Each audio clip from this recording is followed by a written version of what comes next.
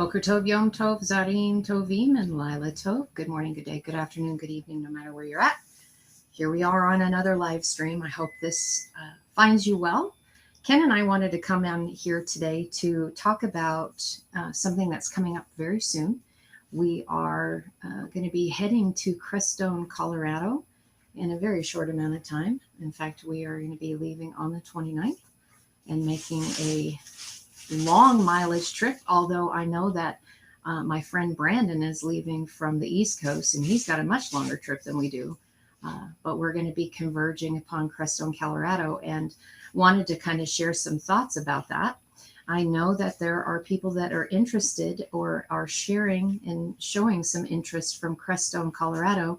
And my friend Lou wanted me to kind of talk about a little bit of what we are going to be sharing and kind of the importance of this convergence in what we are going to be doing. So I wanted to have my husband here today. This is kind of our weekend to chat and share some things. And I wanted to also, towards the end, share a little bit more about the video that was just premiered regarding I love you and the word ana and ahava.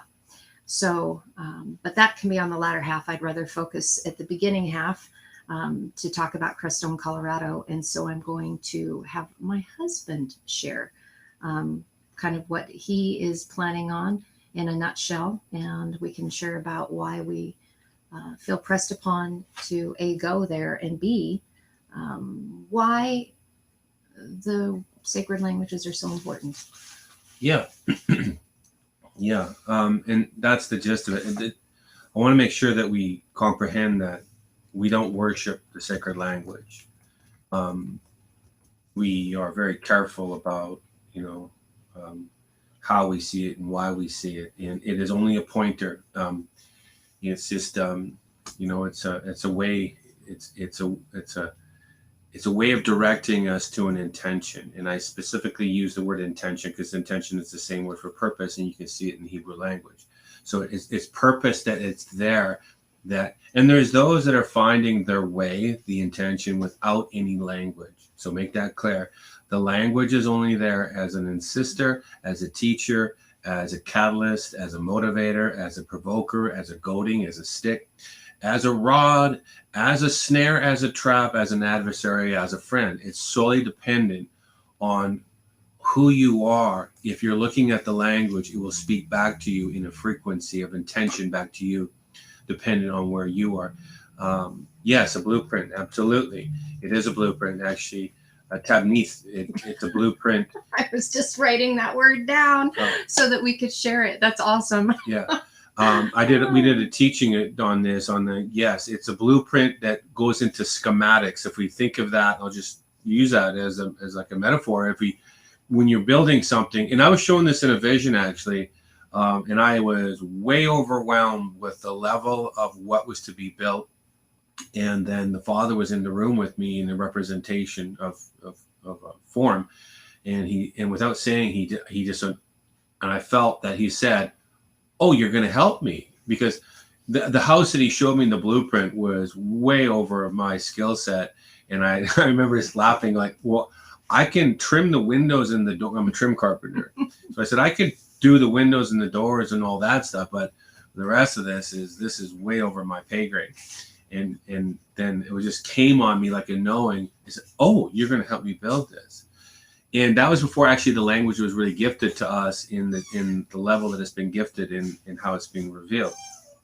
So what we are going to be sharing in this blueprint that is only flipping pages to see the overall of like maybe 20 pages of renderings of floor, right? And then a little bit of more of a micro of the macro, but then there's a micro, which goes into the schematics. The word, which is kind of like my favorite place to hang out. Right. That's what we're into, the basement, into the little geek room of, You call me a geek. Of dim lights and books are all open and you've gone down into the minutia. And so, and that's really good because the minutia for word people, they need to know that everything is still connected because the upper floors would be more spirit orienteering of this. This is the overall picture, or filling up the room. Yeah, absolutely. With items to make it actually a home. Mel or mal in Hebrew, the Lamad is all about filling up. And so anyways, it's a language of ingathering. And so that being said, yes, schematics, yes, blueprints, intention, all the same word. It's just, again, we speak uniquely individual. Of course, we're individuals. But there's many words that we can say that are saying the same thing. So that's sometimes where we get lost in translation sometimes, because I don't comprehend what you're saying, but yet it's honestly an organic progression of becoming. And the language affirms that in the realization that mother and father is within you, the components of nurturing, disciplinary, stripping bare, and then producing maturation, or the mature stand of a sovereign, is the intention. So what we always share is levels and degrees of sovereignty. And that is solely dependent on vantage point and perspective of individuality. Even what we're sharing can only be seen and heard based on what the onlooker or one that's hearing can process through in their filing system. We cannot see it beyond a choice we do not comprehend. Yet there's the open hearts that have a willingness to, right? The aha moment of revelation, and that is really a spirit of humility is on those ones, because they have a willingness to be taught, and that's exactly what the language does. It breaks you to the point where you realize we know nothing, and what we've been formed with is actually an inversion. Actually, the antonym for inversion is validation. And so if we can look at an upside down as the inversion, then, and again, when I say validation, I'm not saying it in the form that I need to be validated. Yet in the spirit revelation, validation comes in the form of right ascension. In that now, because we're talking about compass again. So everything that we're going to be sharing is about ascending, is about comprehending moral ethics, about what is immortality, what is mortality, what is and who are we to become, because this is the language is really the how and the why to the who and the what. And it's a blueprint that shows you, that breaks down incrementally who we are. And most of us don't allow that process to really fully integrate into our being, because there's too much influence from the outside world. The inversion has produced, encroached upon the validation. So if we take validation without filling it up, we can compress the spring of validation down, and we render it down to neutrality, and I can put it under my feet, and I will fill it up by saying, the spirit says to be validated, this is the requirement. And this is a legal requirement that establishes from outside of time, it establishes inside of time and space. And so we will fill it up by our definition of what validation is, because it's a legal system of order, of decree, of mandate that allows us to partner with the intention and therefore fulfilling it, and it's being validated. So validation is the willing consent. Carrie was sharing before we went into this this live about the olive and how we blew it up, and how that we fractured it. The two yods, which is us. The two yods are within us, and that's mother and father components, and that's only language. So I don't want to get caught up in mother, whatever that religious overtones, right? That kind of thing. It's right in the language. It's simply a measure begets a measure. There is simply a connection of degrees and calibration that were at once upon a time one. Hemispherically they split. Now they're seeking, this is the amazing love story, is that seeking, the vision is seeking to connect and become one again. So we'll be sharing who we are, what we are, why we are, through the language perspective. And it gets a little technical, but there's also amazing spirit there if we allow that. So my heart is that we come with not an analytical mind, that we come with a willingness to encounter the spirit for the purpose of validation.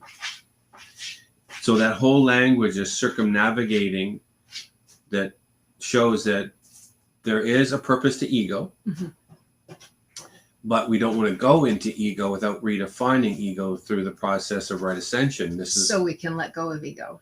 Right. And I can use my fancy my fancy coaster here. Hold on. I got it. I was going to say it's over there. I saw it. There's the other one. There's my prop. That Okay. we can use this description to say right ascension. This is where the compass comes into play, because it's if we come in to the validation, now you're being validated. And so the process of validation is to come into the experience, to circumnavigate to the south, which equates at, let me back that up. We come into the west, which means naked, blind, skin, clothing, gathering materials.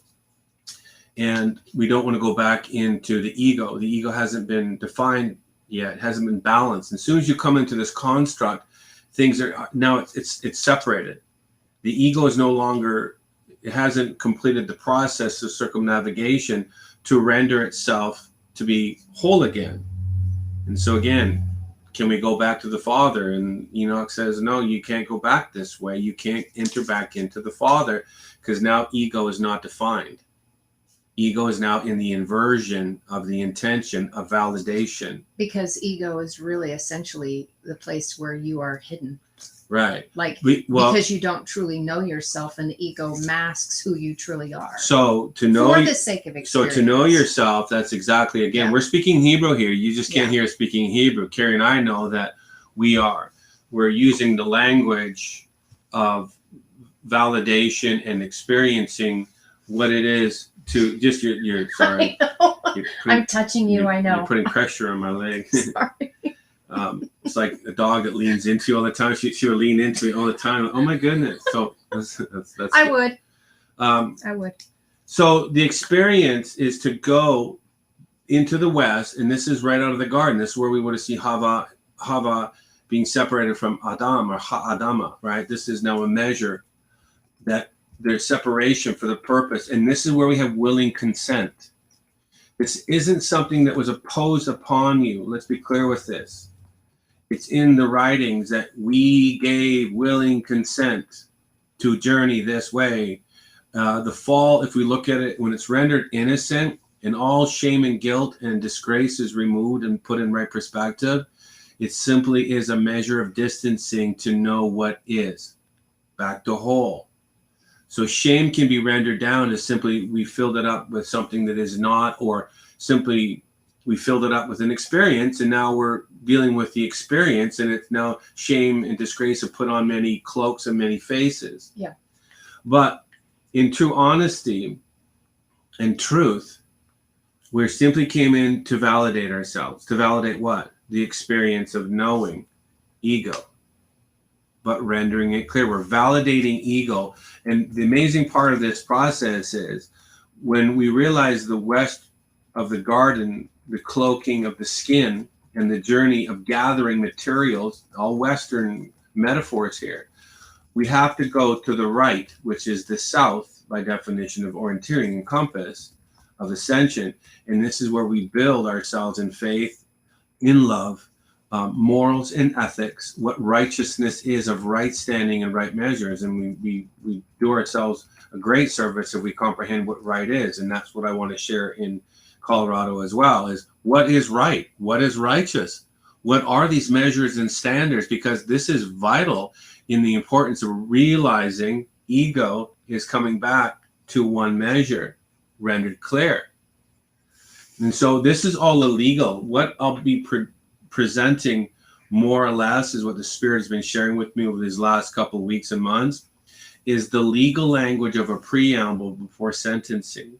And it's the same language of, if we realize, again, I'll be shedding more light onto the process of why as it versus at it. But it's really interesting. In the inversion, we are as it, and we look at it, subjectively look at it. When we're validated, we are at it, objectively as it. So it's the same exact thing, but in the inversion, we're subjected to it. in the validation, you're objective. When you, which is a huge difference. so That doesn't mean, that also doesn't mean that you're not a feeling person. It just means that you don't attach. You have non-attachment, not detachment, but non-attachment. And it's a completely different way of relating. Well, it is to experience. And then, but to comprehend that, it has to be connected with feeling. Like, to see it objectively, you are so, because you could only see that way. To be the validated part of this journey is to wrestle through emotions, to overcome the measure of intention that is directly connected to your heart and your head and your feet and your hands. And so when you're seeing this way, you're realizing everything is brought into the equation of who you are outside of this construct. And so you're able to objectively see from that position, but you're still in it. It's not dualistic, but you are fully, this is situational awareness. Completely back as one completed is full situationally aware of all degrees all the time, past, present, and future. Yep. And so, in our now. So that means in that 360 degrees, you're seeing objectively and subjectively both present in moment, right? In flow and flux. So you're able to see because you've navigated that process. This is maturation that's very difficult to really comprehend this language. It's like if you're still in the inversion, right? The ego going back into the, or use my colors here, going back into the ego or the left hand without navigating correctly. So this simply sheds light on the dark. And when fully navigated, the light and the dark are now equated as ego rendered down to neutrality, no longer positive or negative. It simply sees itself as both sides, but centered, balancing itself, as ego is but a tool when it's used correctly. It's a means to find center, to know this is a nature that is very consuming and it's not sustainable. This alone, now, I'm not talking about source. Source outside of this is this full, balanced, beyond measure of my ability to articulate source. So I'm limited there. But this is within us, all of us. And this is a legal standard and a legal measure and a legal tender. This is currency. You are seen as currency, value, worth, weight. This is all language of a counseling language of, if there's a government, then you are the government. All 12 heads of government are you and me. We're individually. There is no governor of a state of affairs outside of you. You are the governor of your own state of affairs. You are the minister of interior, right? The work that's done within. And this is what we'll be sharing too about the court system. You are the court. You are the plaintiff. You're the accuser. You're the counsel. Judge, advocate, the jury. You are all of that. When you see objectively, you're able to see it and then subject yourself in wisdom and counsel inside this construct. You're able to see from outside and then give yourself counsel and advice inside from objectively. So you're seeing from multiple perspectives simultaneously. Exactly. Hence why you have the full situational awareness. So that helps me to connect on that as well, because, you know, what we're trying to do is share with you the value of the Hebrew and Aramaic languages. So when Ken is going to be speaking or I'm going to be sharing, it's not based on conjecture. It's literally what the languages have been sharing to us if we've been excavating it, being able to see it through the heart. Yeah. I will say this, and I'm sure you have something else to say. Oh, buddy, our cat always wants to come over and say hi and have a candid camera moment as well. That when you begin digging these scriptures out yourself, it is going to be a mirror to reflect that which you need to see about yourself. And that's why Ken was saying about in the courtroom setting, you are all the pieces and the players, because the language is going to reflect that which you are in the moment, in your now, so that you know what you need to work on, what kind of shadow work you need to work on, or a reflection of that which you've completed in your journey as a validation. So right. So again, going back to the word as a blueprint, we did agree to come in here. It's uth in Hebrew. It would be aleph vav tav. It means to consent and agree. And you can see it in the writings that that language is more of a contractual, mutual consent of agreement to express ourselves through experience.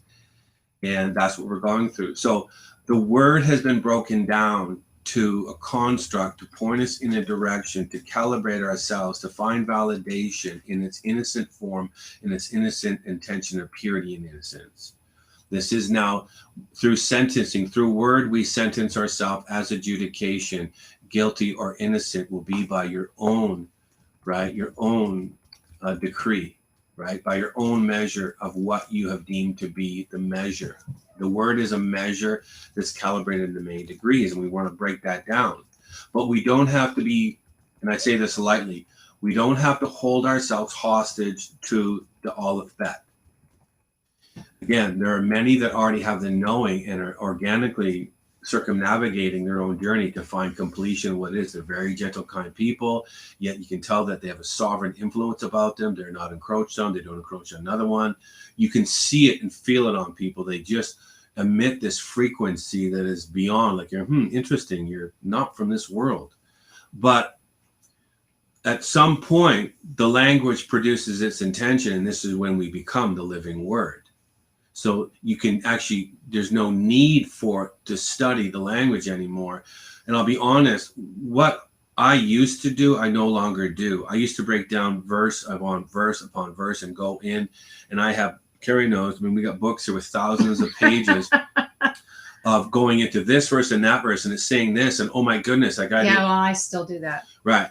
Well, I love that minutia, and that's fine. That's really good. Right, but there's a point that the Spirit moved me about 6 months ago, maybe a little bit more, and had me go more into the deeper forensics of now realizing who and what. The who we are is in this construct. This is the who. Outside of this, it's more of a what. What are you? Right? It's not really a who anymore, because that personalizes it as a name, address, what kind of vehicle you drive, and title, right? But what is really being shown, who and what are very similar. Me and ma, they're very similar. So it really expresses what you are outside of this construct as a frequency being. So when you become that, the word has been fully validated. The letters of the Aleph Bet have been fully validated to produce their intention. Now you are resonating to its frequency. These are those that can touch the ark. These are those that are the ark. These are those that are mother and father as one, because that whole purpose of the language is to point you into the degrees of maturation to become mother and father knit within as one. I do find it interesting that even the word that, as ministers of internal affairs, you are sent to build Rainment's message within. So think of this language of outside governance that we have in the inversion.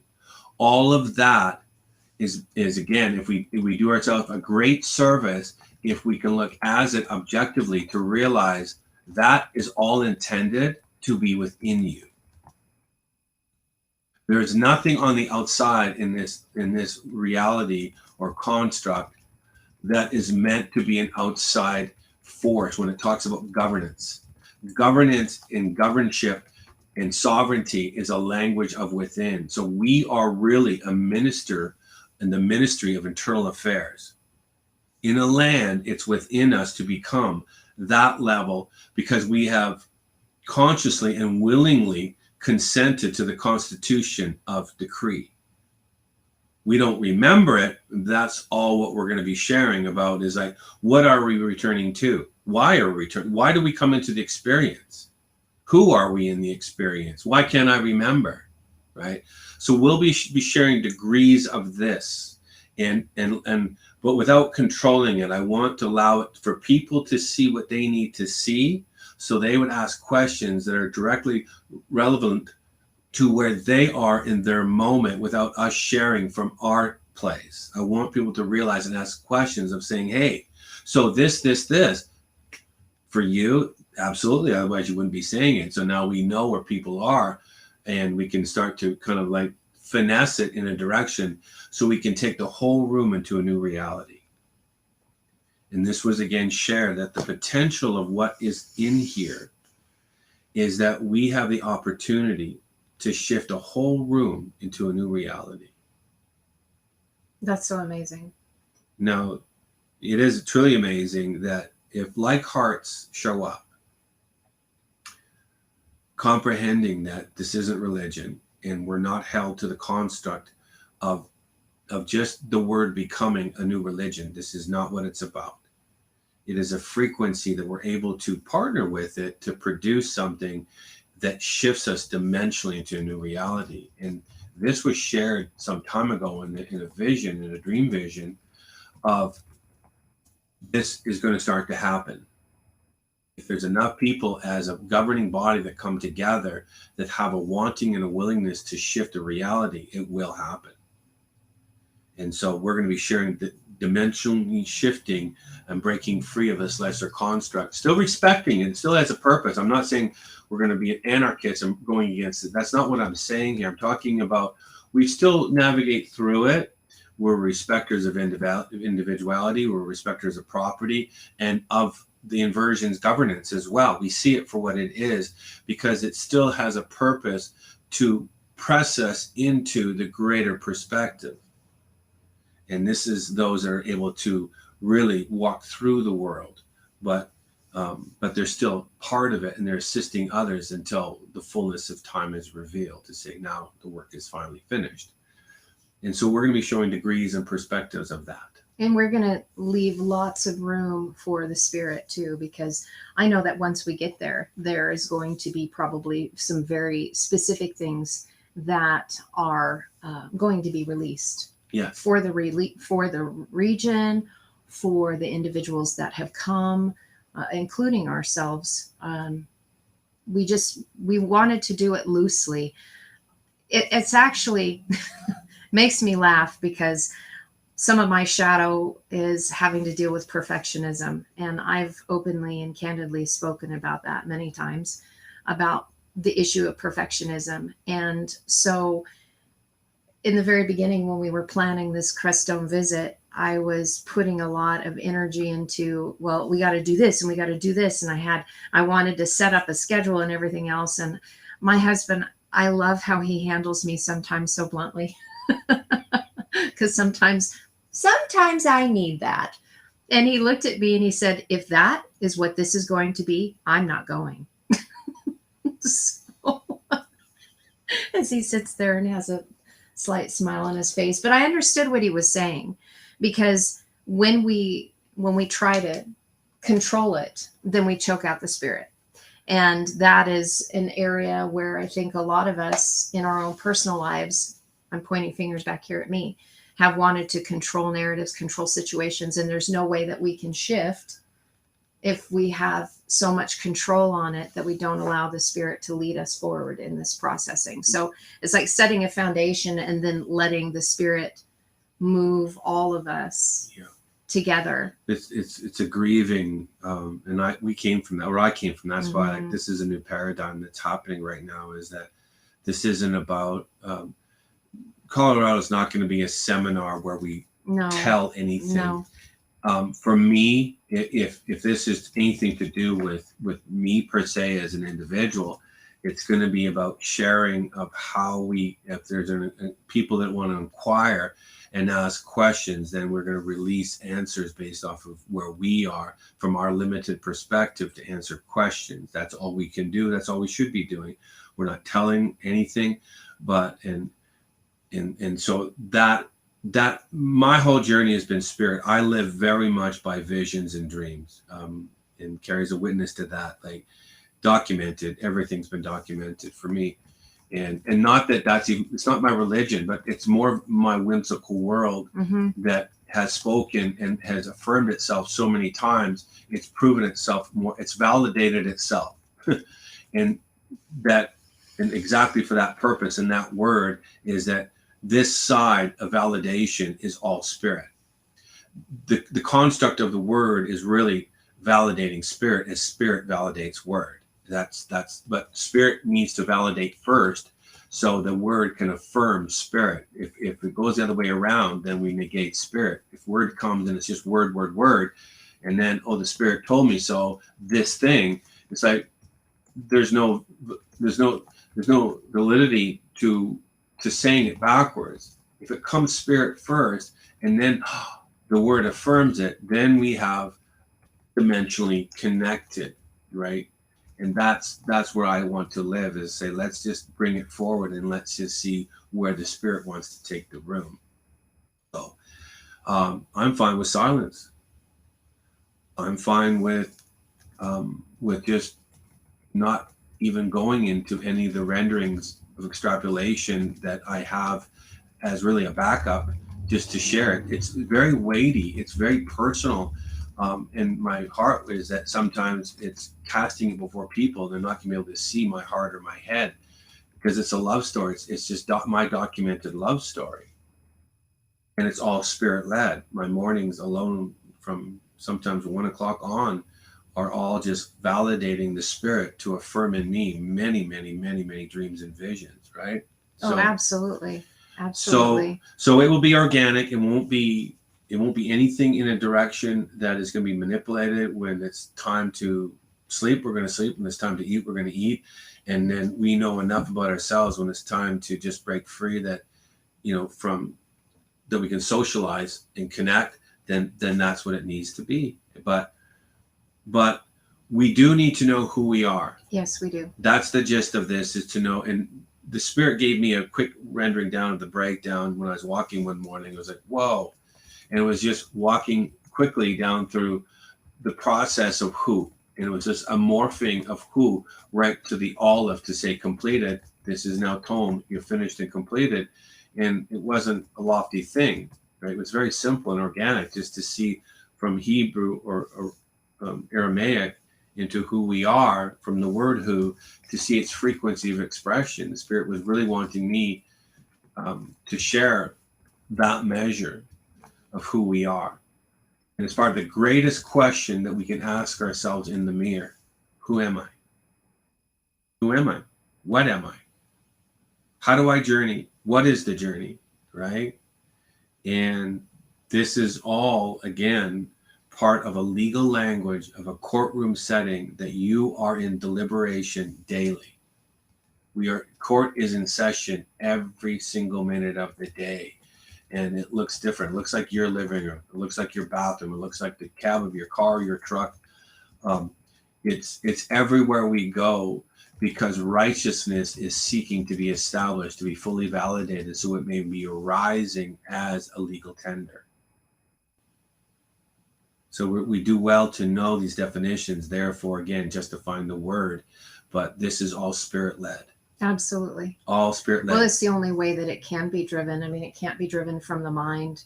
It has to be led from the heart, from in here. Because, like you've shared before many times, that if this had been given earlier, if this message had come any earlier than it did, we as egos, as individuals, we would have controlled it. Then we would have made a religion out of it. And so it was shared right exactly when it needed to be shared, so that the control mechanism wouldn't come into play.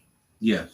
So I'm grateful for it. I will say that, for me personally, I've always questioned, like, man, if we had had some more time. And even Ken and I studying it for 5 years before we started releasing any information, because it just didn't feel like it was time. So, but that time is here, and that time is now.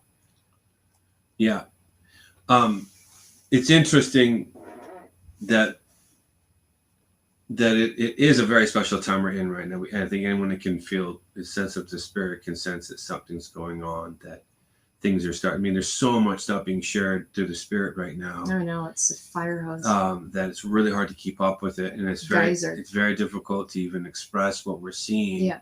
That there's almost, and again, this isn't hierarchy language, but there's almost like a separation purposely happened right now, that those that have been studious and organic or with words. So don't feel left out. If you're feeling a tinge in your heart, that's you. Like there's no one that says left out is a frequency that is established by your thought process. Well, it's stemmed from fear and fear of loss and abandonment and rejection. But that's part of leading into the ego that says you're separated. Well, who said that? Just because the language is only coming in the end to affirm that which we've all journeyed. Yes. The word for consent, by the way, is connected to the word calm, which is the pretext for compass. So now we have consent means to put together, and then consent is directly connected to sense, the word sense.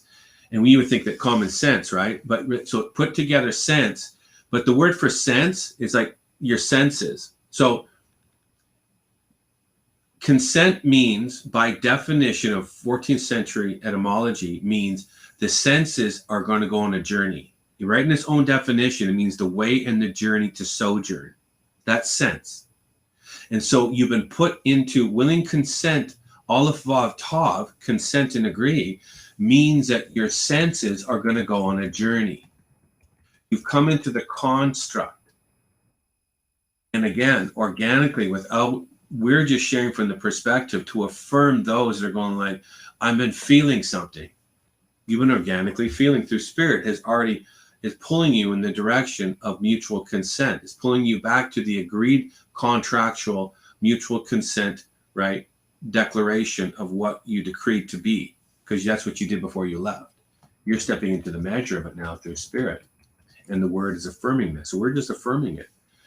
I find it amazing that sense is maybe to be conscious inwardly. It's a state or condition, but it means that we're to go in mind, body, to perceive and to journey, to agree, to comply in accord. That's consent. And so we've given permission for this as a body, as a governing body of individuality, to come in and circumnavigate this thing through process of journey.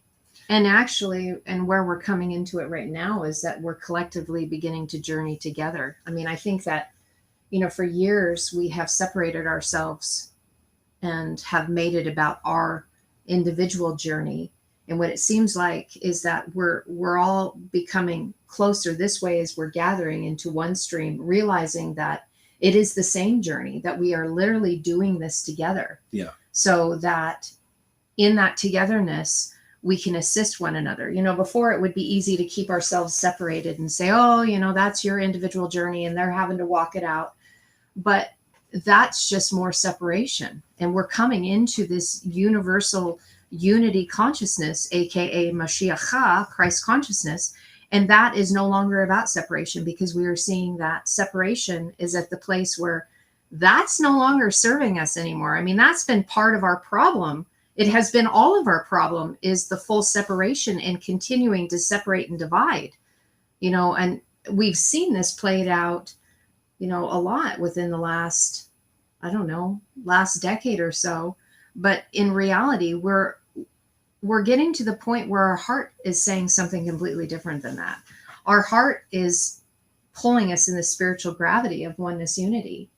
Hence why compass, here we walk together, right? Mm-hmm. The calm as the prefix is so important, that we are seeing it in that we are doing it together. In fact, I just had the word come to my mind, the ein mem, not as a mother, but ein mem, dealing with the group of people. Mm-hmm. Yeah, folk people. Mm-hmm. And it specifically talks about, that word specifically is connected to the flock of Jacob, or the tribes of Israel, mm-hmm. in its place of maturation, right? So when you're the flock of Jacob, you're in an immature stance. When you're a tribesman of Israel, you are in the place of maturation. And so ein mem, the ein has to do with seeing. It's like seeing the full landscape of what, like Kim was talking about with situational awareness, being able to see the flow, the landscape, and understanding the purpose. And then the mem, and I love this. The mem isn't in a fallen position. It's not a sophite. And so for I know that some of you that are listening don't know the language, so this might seem confusing. So just listen with your spirit here when I share this with you. But the Mem Sophit is one that is of completion. In the end, they will have the power of the covenant, which is tied to Bereshit, which is the one fire in the heart that was established from the beginning. So the doesn't have the open Mem; it has the Mem Sophit. And so going from the flock of Jacob into the tribesmen of Israel, those who see, who have completed the waters journey, you're not in the waters of chaos anymore. You're in the waters of shalom, of completion. And so as you're describing that in our journey in the compass and the ego and the walking this out together, I can see the fullness of this word really coming to maturation now. Like we are closer to this than we've ever been. We should all be feeling, and this again, we're just going to share light on what people are, and again, said purpose of shed light because the language of light. But what's being created right now are the ambassadors, right? This is the representation, and representation is of similitude and likeness, and so you're resonating to a frequency of completion. And so this is all about circumnavigating, right, to fulfill the intention. And these ones will be in the earth as judge, magistrate, ambassadors, but not for, they're only judges because they're cloaked, right? They're cloaked through ascension. So they're completely white, but they're cloaked. This word for ambassador, by the way, in Hebrew is the same word for, it's a kashman, or it's a hard, it's the cough sound, so it's a guttural. I can't, my throat's a little dry, so it's the hard, that guttural ku sound. But it's the same word, which is interesting. It roots out the same word that it means the pouch that holds the Urim and the Thurim. It's the same root, and it roots right down to it. So the ambassador, and now again, as it or at it. If I'm looking as it, then I can see that this ambassador is on the outward endowment of the priest. There was a pouch for the Urim and the Thurim, perfected lights. That's what Urim and Thurim means. It means perfected as completed light. And it was a black and white stone that they could ask, the priest would ask questions, and they would either get a response based off of the question, but there would be a balance there of weighing itself, and the priest would know how to work the Urim and the Thurim. Well, the same word for ambassador is the pouch that carries these two stones on the ephod. So those that are coming are the Urim and the Thurim. Thummim, sorry. There's no resh in it. Thummim. So they're coming as the pouch. They're coming as the vessel completed that's housing the black and white stone. And actually, they're not coming. They'll be revealed. They're the ambassadors that are revealed. This is why we're in the time. We're already here. They're already here. They're going to the finished works of the mandate of completion, the decree to be validated as worthy to be cloaked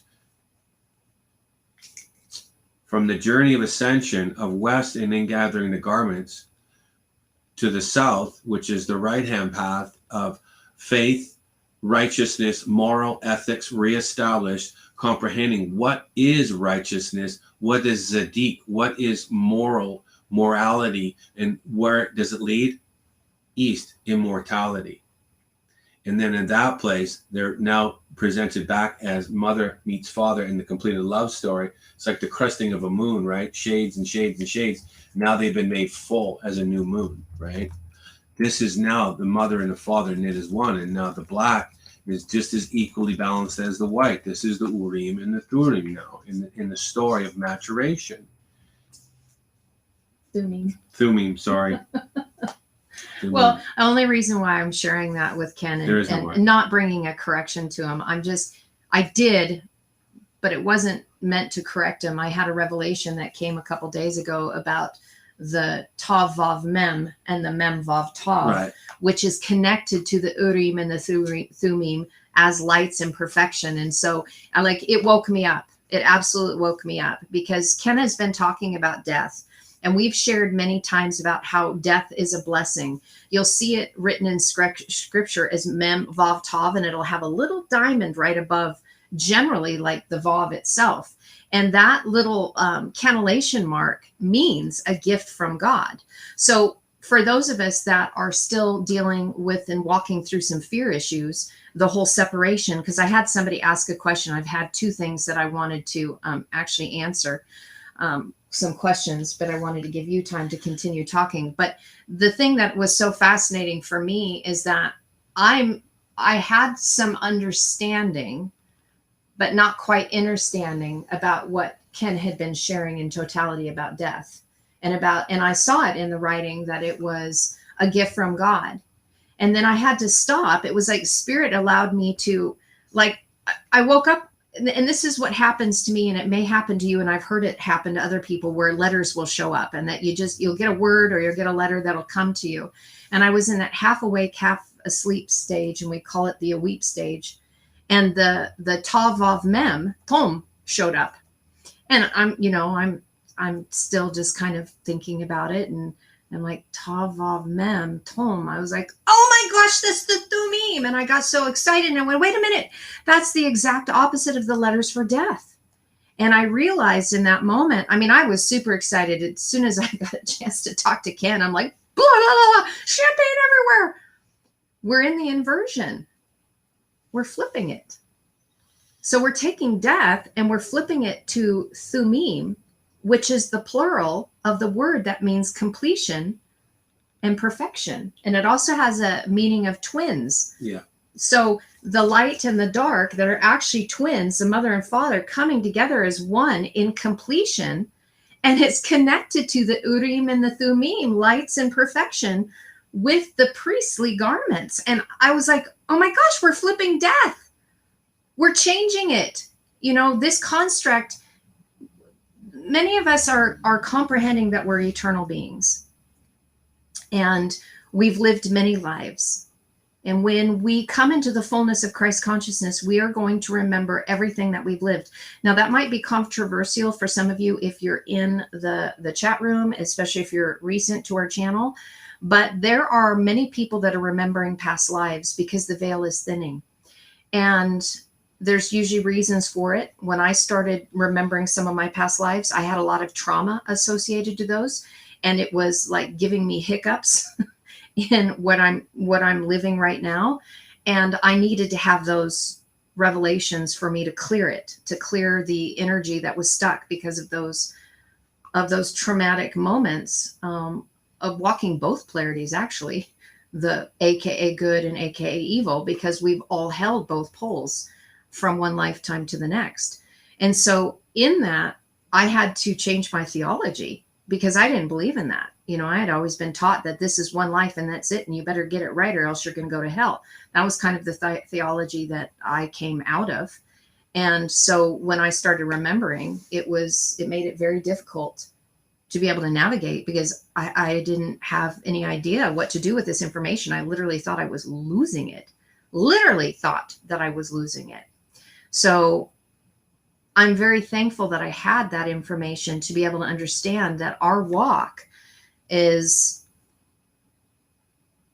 been purposed for us to clear all of those energies.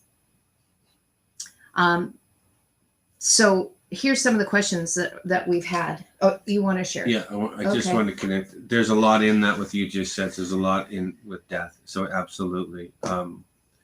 Thummim has been probably ongoing. And I have when I'm tired, I have a lazy mouth, so I apologize. That's my bad. And I'm very tired. I've been trying to work and get things organized, and it's all I can do to keep my eyes open late nights and working and trying to do everything I can. So, so the Thummim is been in play for almost since we've been here for 8-9 years now, and it came in a vision to break it down to know what it is. And then it's only been in the last year or so that death has been coming up to bring clarity to what it is. And so this again is Urim, Thummim, mother and father connected as one, as perfected lights that have journeyed correctly. And we need to know what is upright, because that's connected to righteousness. And when you even see the word upright, it's actually cum, standing, as death revealed. Like, this is really deep stuff when you start really, but again, please hear me, that if you have lenses and ears that are calibrated to the inversion, you're going to hear death is like a derogatory, or it's like, oh my goodness, or they must be selling Kool-Aid and cookies. And no, this is not what I'm talking about. This is a frequency language of fully establishing and revealing, because Father is equated as death. This is the shadow of death that went over Egypt. And they were walking, trying to navigate to find righteousness, of calibrating their own compass. The Hebrews at that time were able to be covered by Father, because of they were establishing righteousness and what is upright, cum, how to stand. They weren't sentencing and judging as Egypt was judging them, right? They were acting, Egypt was acting as judge magistrate. They were acting as Father in the earth, and Father saying, not to my people you're not, in the lesser narrative in the Bible. So it's a big deal to circumnavigate, to know that in us is life and death. The ego is death if it hasn't been navigated correctly. When it's navigated correctly, you now have met the twins, Thumim. The twins are now united as one completed light, and ego is rendered down to neutrality. It is now only a tool that is allowing you to balance and see Mother and Father through subjective and objective. You are now as one. I do want to answer some questions. Yep. Okay. Because there's a lot, and we've been moving on, and I get it, because there's train of thought going on, and we don't want to stop the train of thought, because trying to sometimes reel that back in, the thought's already gone down the river. So, Shaquille, thank you for asking that question. When you say Father, is it the same as the Old Testament, as the one Jesus taught? I recently just put on YouTube a video where we were explaining Mother and Father. So I don't actually want to take the time to explain that right now, but within the last week, there was a video that you can see, and we were sharing information with it when we were on the interview with Global Witness. And because we were talking about Mother, but we were also addressing Mother and Father. And so that should help. If you watch that video and it's still as clear as mud, leave a question in the comment section, and I will welcome the ability to clarify that for you a little bit more, and we can drill down on that. So thank you for that. Let's see. We're having people suggesting for energy that you should take red, was it? Wait a minute. Red ginseng to help with energy. Yeah, I used to. And also B12. Yeah. So thank you guys. Thank you. Yeah, we do. I do. We're very, it's just energies that are coming in right now are changing us. Ooh, they are intense. So it's not that we eat very well. Yes, and we do. We've, our ministry started on really educating on genetically modified foods and geoengineering, and the detriments of ingesting frequencies. Our whole mission, really, of who we are, is about, you are a frequency, and so calibrating yourself is very important. I'm just been labored and taxed. So yes, I do take Bs. I'm very careful about my rest and that, but energies are coming in that are I think kicking everyone's butts if you're sensitive to them, because we're transmuting into a different frequency of light. And so it's just, it's only so much in a candle that you can burn. Oh, got it. On here, let's see. Red ginseng and royal jelly are great for energy and alertness. There's a Chinese combination of it, and it's called, and I cannot pronounce that. I'm going to write it down. Rashen Feng Wengai. Yeah. I have no idea. Yeah. RASHENFENGWENG. Wow. It's like, Jing. Yeah, it's like royal honey. Yeah, we used to take that one as a martial arts, as an energy. The only trouble, it's fine. It doesn't taste that. I get the taste, and I'm not really, my taste buds don't dictate to me. But yes, I'm very sensitive to anything that stimulates me, caffeine, or anything that puts me off of just normal. So well, and the crash afterwards really stinks too. Right. So, but thank you. So questions. I've got a question from way back that we didn't answer. And I'm going to try to go through as much as I can. Okay, so there's there's a lot of questions here. I'm actually grateful that you guys are asking questions today. Somebody was asking about, and I'm sorry, I don't remember exactly who it was, because there's a lot that has gone on the chat room about asking about where we were before we came into this incarnation. And so it's really connected to the great dot at the beginning of scripture, which the great dot, in the very beginning of scripture, and you wouldn't see this unless you actually looked at a Torah scroll, there's what's called the Dagesh Hagadol. It's called the great dot.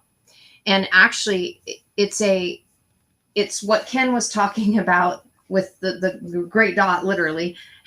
It's source, it's creator, it is consciousness, it is the place of energy before creation began. No beginning, no end, all source creator. Did you want to add something? Because I can tell that you would like to share something. Well, no, we can't really define it. No, you can't. I'd be. But we were all as one, and then we fractaled out. All we can say is that from a limited perspective, how do you define being fully situationally aware?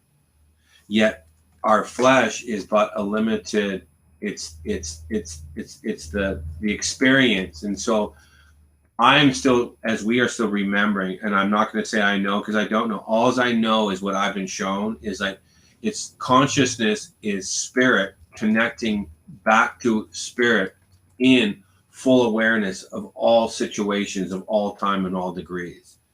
But you're not in this envelope of parentheses of time anymore. You're outside of it. So that's where we're from. And how do we define that? I can't. I am limited in my perspective to explain source potential. Right. But we did come in and we did experience it. Joe wanted us to talk a little bit more about what the separation was. And I can share that with something that I had a personal experience with the other morning that really rocked me. And so I would like to talk about that.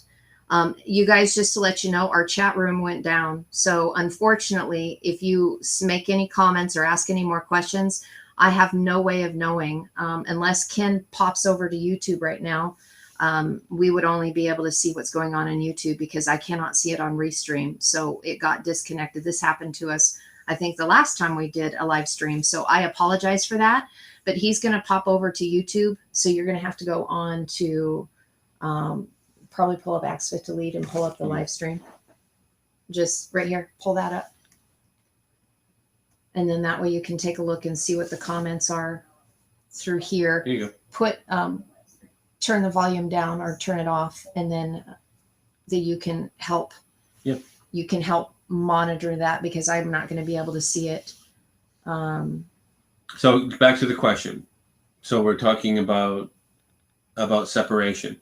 Yeah. It's a really good question. So the revelation that I had gotten the other morning and why things happened the way that they did was, in the beginning, as Elohim, as co-creators, we were divided into light and dark. And I have previous teachings. You can go on to our channel. We've got over 600 videos right now. There's a whole bunch of information for you guys to go look on the archives and take a look at some of those things to see it, because we show it. We show it in the sacred writings through the Hebrew and the Aramaic. So this isn't conjecture. This is what was written to help explain to us what happened and what we are going through and what I had connected to that the Spirit was sharing with me. And it was really heavy. In fact, I commented to Joe that I'm probably going to cry when I share this. And I need to cry because this is something that we all have to at some point come to terms with. I'm not telling you guys anything. I am sharing this journey with you. For some of you that may be able to connect to it, and for others you may not be able to, and that's okay. But we are the fallen. And for me to come to terms with this was extremely painful because of indoctrination, of who the Nephilim are and the Raphaim, to understand that that is us. And I was sharing this, I think, with this morning a little bit with Ken too, in coming to terms with this information, because even if you read some of the writings of Enoch, where the Nephilim were coming to Enoch. Now, of course, this is English interpretation, so I take all of that with a grain of salt, because it's depending upon the person who is interpreting it and where they are in their level of consciousness as to why they interpreted it the way they did. But in going through comprehending this, I remember months ago, I did a little breakdown with my friend Regina, and we talked about the fallen, from the word nafal. We were talking about it, and it was from a scripture from the New Testament. So it was coming from the divine feminine perspective. And it like set a seed. It set a seed. And because nafal is nun pe lamed.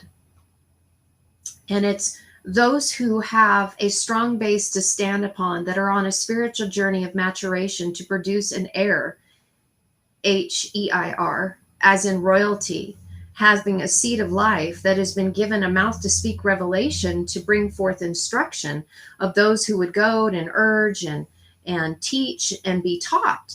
That's the root of nafal. And so I was sharing it from this very beautiful positive aspect of it, instead of getting us connected into the narratives. Because again, when we get connected to the narratives, we put face on, we put masks on, we put emotions and stuff attached to it. And in the beginning, or in the place of us being able to neutralize this and be able to get to the place where we can heal these things are coming forward for us to recognize it, not for us to say, oh, I am a fallen being, right? That's not it. Because again, that's just another mask. That's another external identity that you're putting on to say, well, this is what I've done, when we need to neutralize it, because the masks are not who we are. You know, we've played roles. We've played both sides in the system of duality. We had to. How do you know what good is unless there's evil? How do you know what black is unless you know what white is? How do you know? We're learning the system of duality so we can render it clear and neutralize it. So when I came to terms with the fact that I am fallen, as part of fallen, that we were the ones that created the matrix, and really it comes down to separation. So I'm answering you here, Joe, because this is where a lot of our shame and guilt comes from, that we're not willing to go into, because we separated from the creator. And because we've abused our powers, I see there's a question here about why do they call it fallen? It's because we've abused our power. We are very powerful beings. We are creators. We created this matrix. We've created all parts of this by that which we have projected from our heart, you know, all of these emotions and everything in here that then connect to the power of the mind and project it out. And then source, creator, Ava, takes it and then makes it happen. Like everything that you look on the outside is like taking our creative energy and joining us with it and making it our reality, because this is what we're projecting. And what I realized was that this separation that we've had has been because of the pain and suffering, because we chose to separate. And we abused our power because we were, how do I want to say this? We were immature. So think about the story that you've heard about Yaldabaoth and all that from the Gnostic texts. As offspring coming in, we were just as immature. And we didn't know the power of our own creation as we were creating it while we were here. And so in that, my friend Linda McGillis, she's explained, and it makes sense. You can't undo creation. Once something's created, you can't undo it. It's created. The only thing you can do is transform it. You can transmute it into something else, but you can't undo it. It's been created.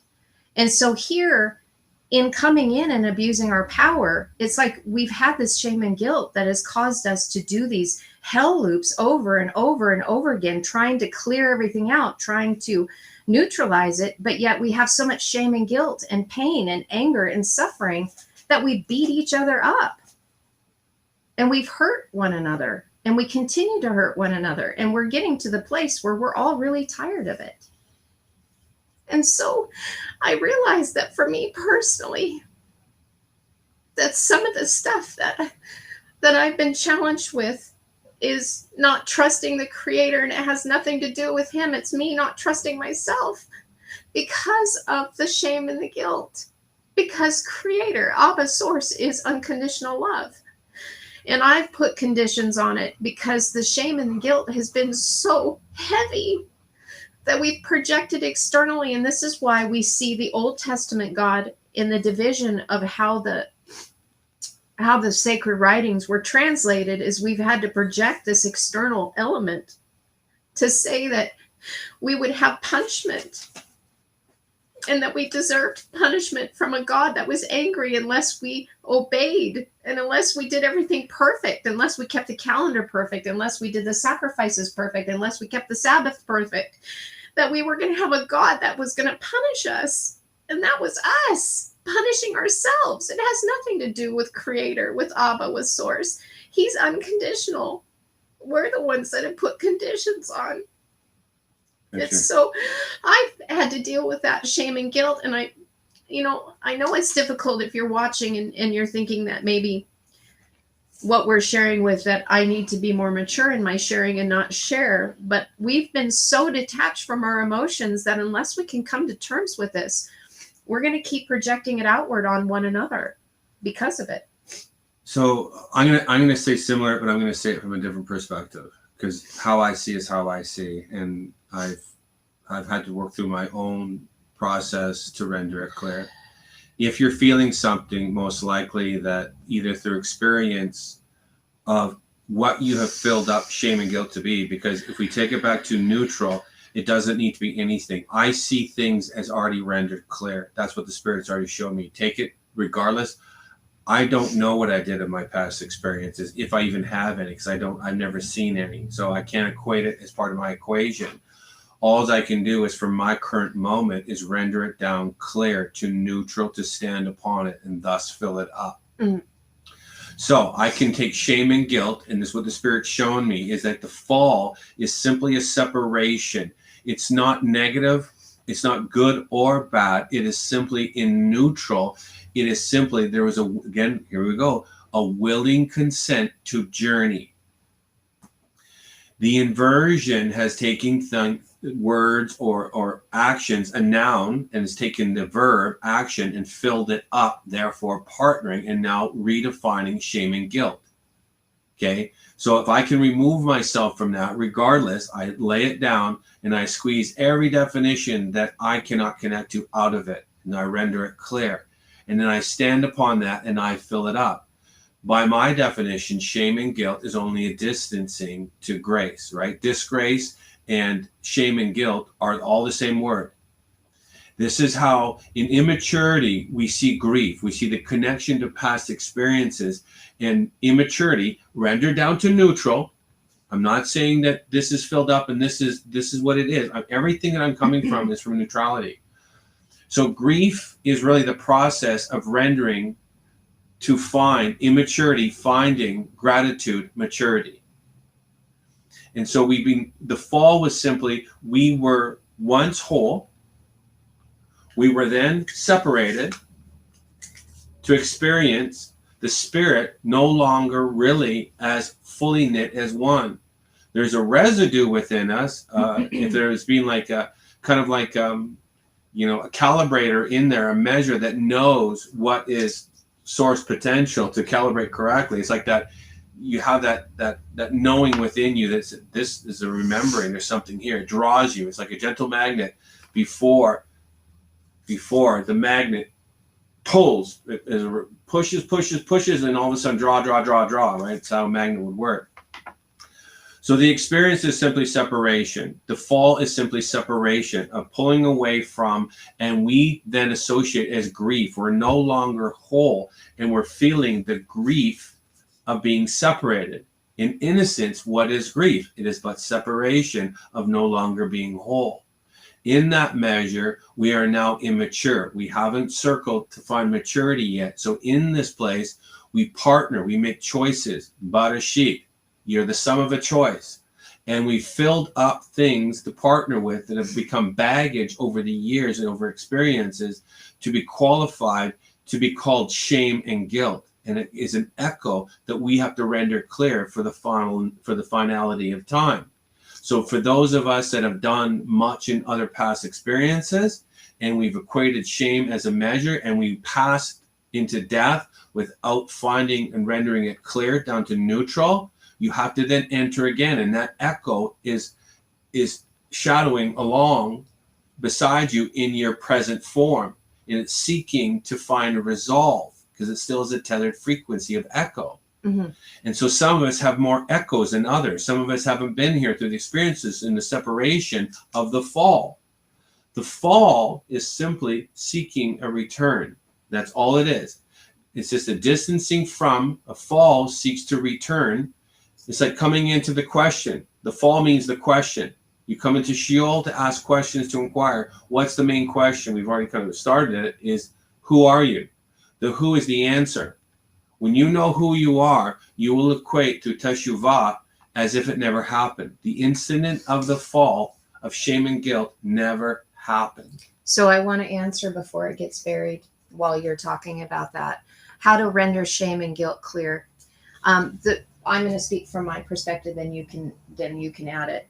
Shame and guilt, in order to render it clear, is that allowing ourselves to feel the full weight of it instead of burying it. Because I've had somebody else ask me that before, that whenever they've tried tapping into it, it's been too overwhelming.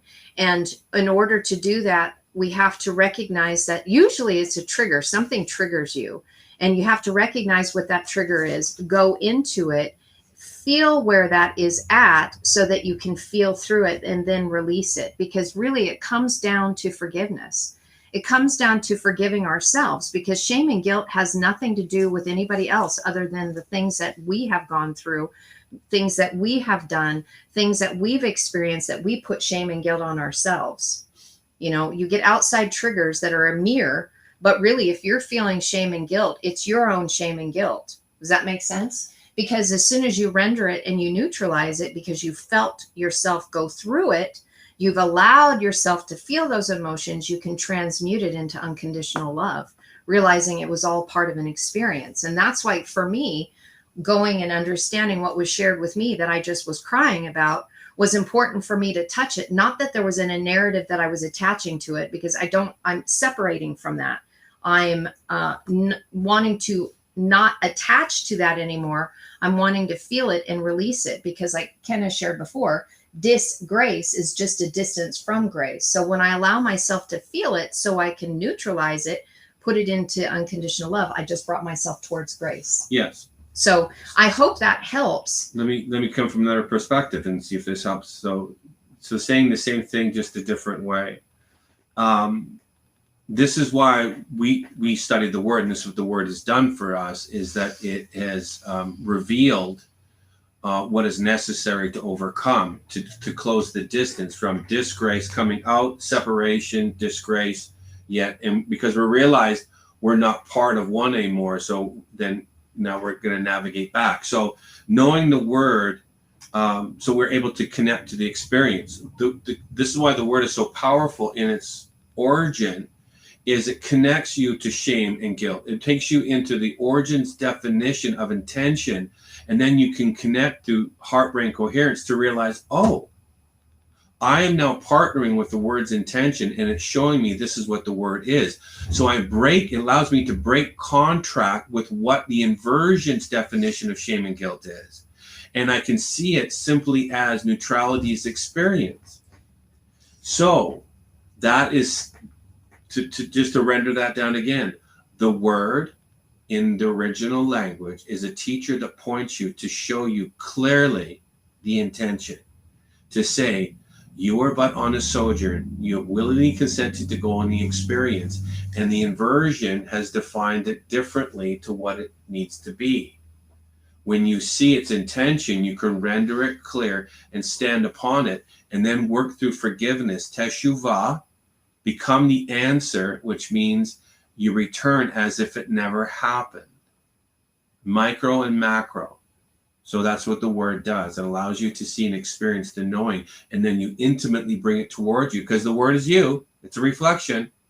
So I'm able to see the opportunity to experience, to bring clarity to myself by clearly seeing and hearing, therefore doing and then acting the protocols of approach so I may know myself, rendered clear. So in the rendering clear, I did see some comments about shame and guilt is what they've used to kind of weaponize us to control us. Absolutely. In the system of duality, yes. But when we neutralize it and we heal it, then we no longer are manipulated by it, because the act of teshuvah, of repentance, in the fullest measure is as if it never happened. So therefore, tactics that could be used on the external side for shame and guilt no longer have a hold. Well, let's be clear. Absolutely. Let's be clear. Shame and guilt is a self-adorned garment. Yes. No one can, they can project it on you, but there has to be a willing consent. This is where we give power of sovereignty over, that there has to be a willing consent to pick it up and put it on. So stop there for a minute. That needs to be processed. Just because they project it, that the inversion is very good at projecting things upon us to lock us down, so we would never find the intention. Well, because if we're seeing it, then it's come into our sphere because it's trying to tell us something that we need to render clear. Right. But most of us in the inversion still take it as a projection. On the other side of this, no, we've already defined that the antonym for inversion is validation. We've poked ourselves through, and now we've invalidated in degrees. We're revalidating ourselves to realize, wait a minute. Shame and guilt isn't what it is. How do I know? Because I partner with the word, and the word's telling me that it's seeking neutrality, that if you see it in pureness and innocence, you can redefine yourself. Well, what a gift. I will pick up that and I will adorn myself with this. Now I'm putting on armor, right? Because it's the same language, but I'm realizing that you may project something upon me. The true stand of sovereignty would say, I deflect that. It's not of my nature. It's not of my becoming. It's certainly not of my being. Because I have been able to navigate the intention of the word, I am becoming the word manifest. And I've rendered everything clear. And I do not pick up that lesser construct. That's the language of what we're sharing right now. The higher reality of the higher construct was always the intention. The lesser narrative, the inversion, is hijacked it and then adorned by willing consent. We've adorned ourselves with shame and guilt by its lesser definition. That's futile to me. It doesn't make sense. Although the beauty in it, if you can see from a different perspective, is that it's helping us to be able to render things clear. If you're able, yes, but because if the only reason why you see something, literally the only reason why you're seeing something, is because it's meant to trigger things that need healing. And some of us don't need as much healing, but some of us, I was a hot mess on this side of it, and because you've lived with me. And we've been married going on 12 years, and you've seen the things that I've had to circumnavigate in my own healing process. But your biggest hurdle to overcome was the revelation of the gift of what the word was. If we don't have that, at least assistance from what the word's perspective is saying, then we never really can equate our resolve to fully teshuvah. Right. We still carry shame and guilt. And yes, that's why Egypt and the inversion is the inversion. It's made to squeeze you. It will either draw you in, or those that have the frequency that is resolute within them, it will push you out and then allow you to circumnavigate to fully find full resolve.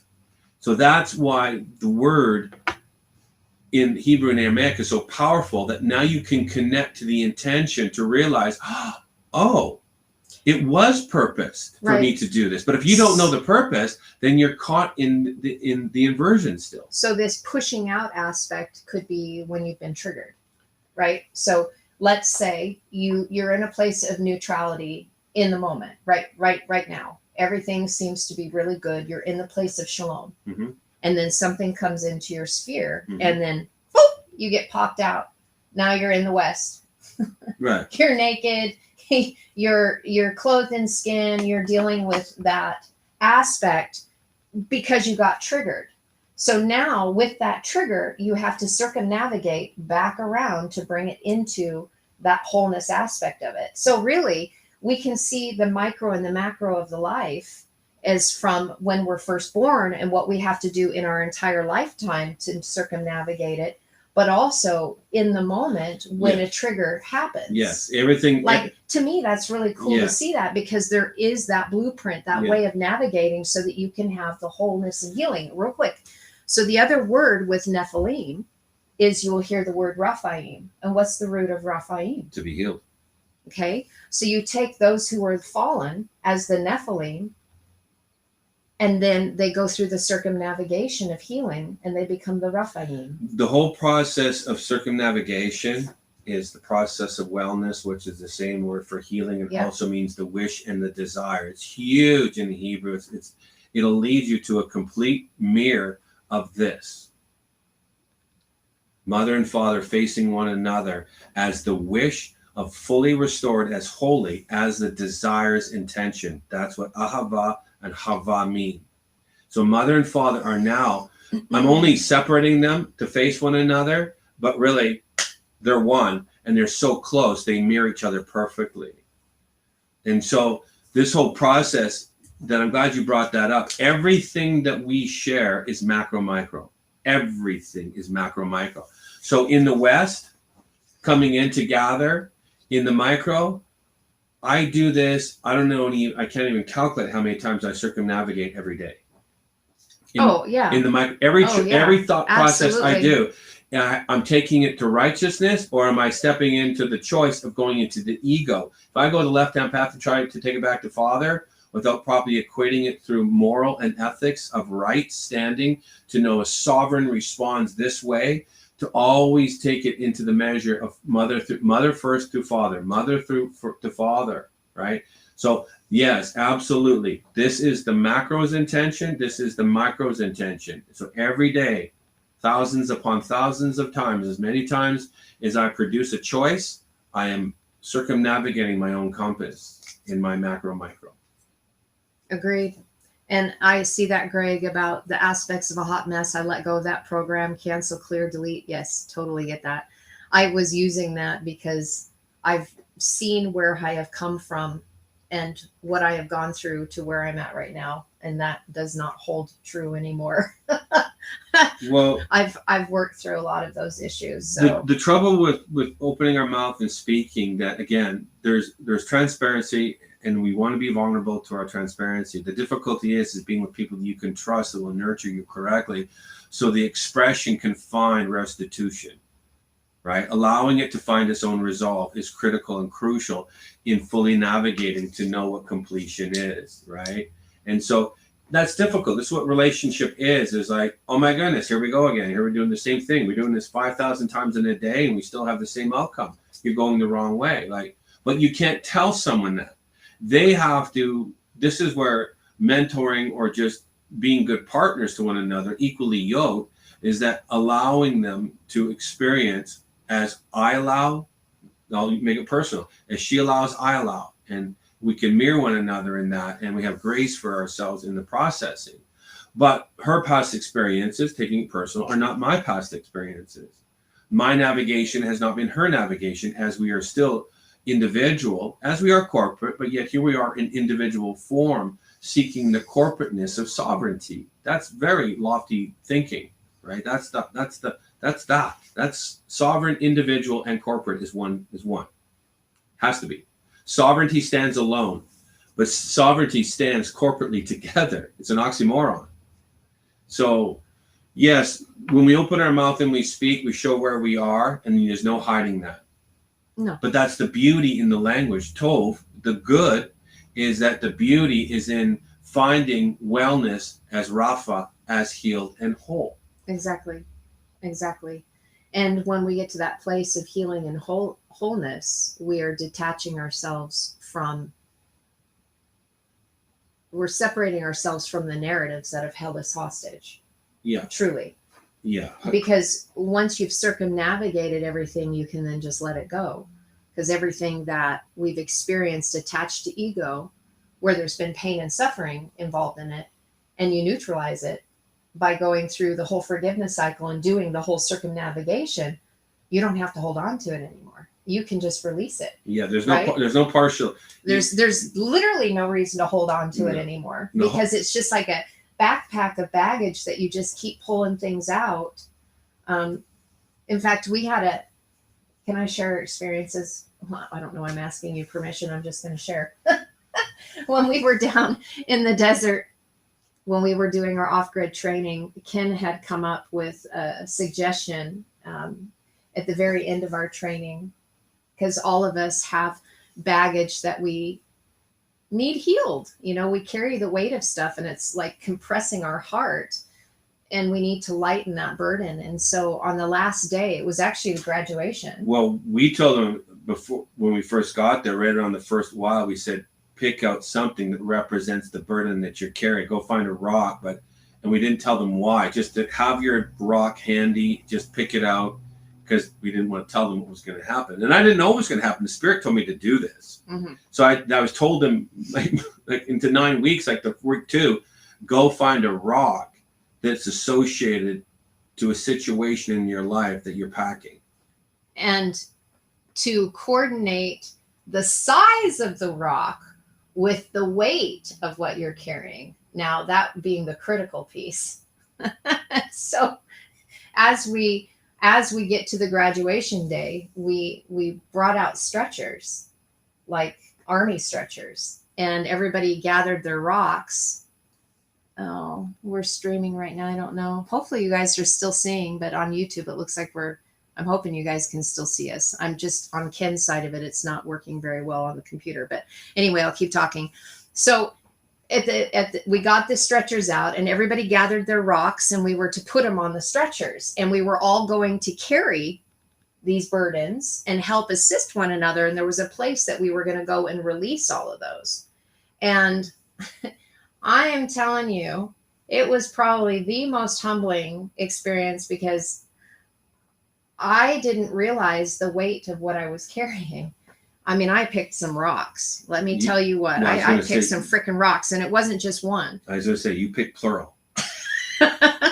It was rocks, so subconsciously there was information that was being released that I had isolated myself away from and separated myself away from, but yet there was something that was in me that registered that there was a lot of healing that needed to take place, and there were some things that I needed to release. And we got, how far down the road did we get? We went a ways, and so let me just... Well, I think it was like a 2-mile hike, yeah. But how far was it? How far was it before we had to set down the stretcher? Well, it wasn't very far when we realized like a that quarter mile. When you don't realize that carrying a litter, like a cart with a body on it per se, is like roughly 120, 150 pounds, and you have 4 people. It's laborious. Yes, it is. And so the amazing part is that the Spirit didn't even tell me. He says, tell them to get stones. Like, okay, so they were obedient, and they did, and they all had their stones set up for the whole 9 weeks. And then the last week at graduation, it was like the Spirit said, now get the stretchers and have everyone kind of put all their stones. Now they're going to carry the burden, and we're going to go for a walk. Now, I didn't even know how long. There was 40 of us. So there were 10 stretchers with stones. Right. There was 40 people all carrying stones. And now the requirement was this. And the Spirit said, when we walk, nobody is to talk. No one is to talk. And it kind of was like, wow.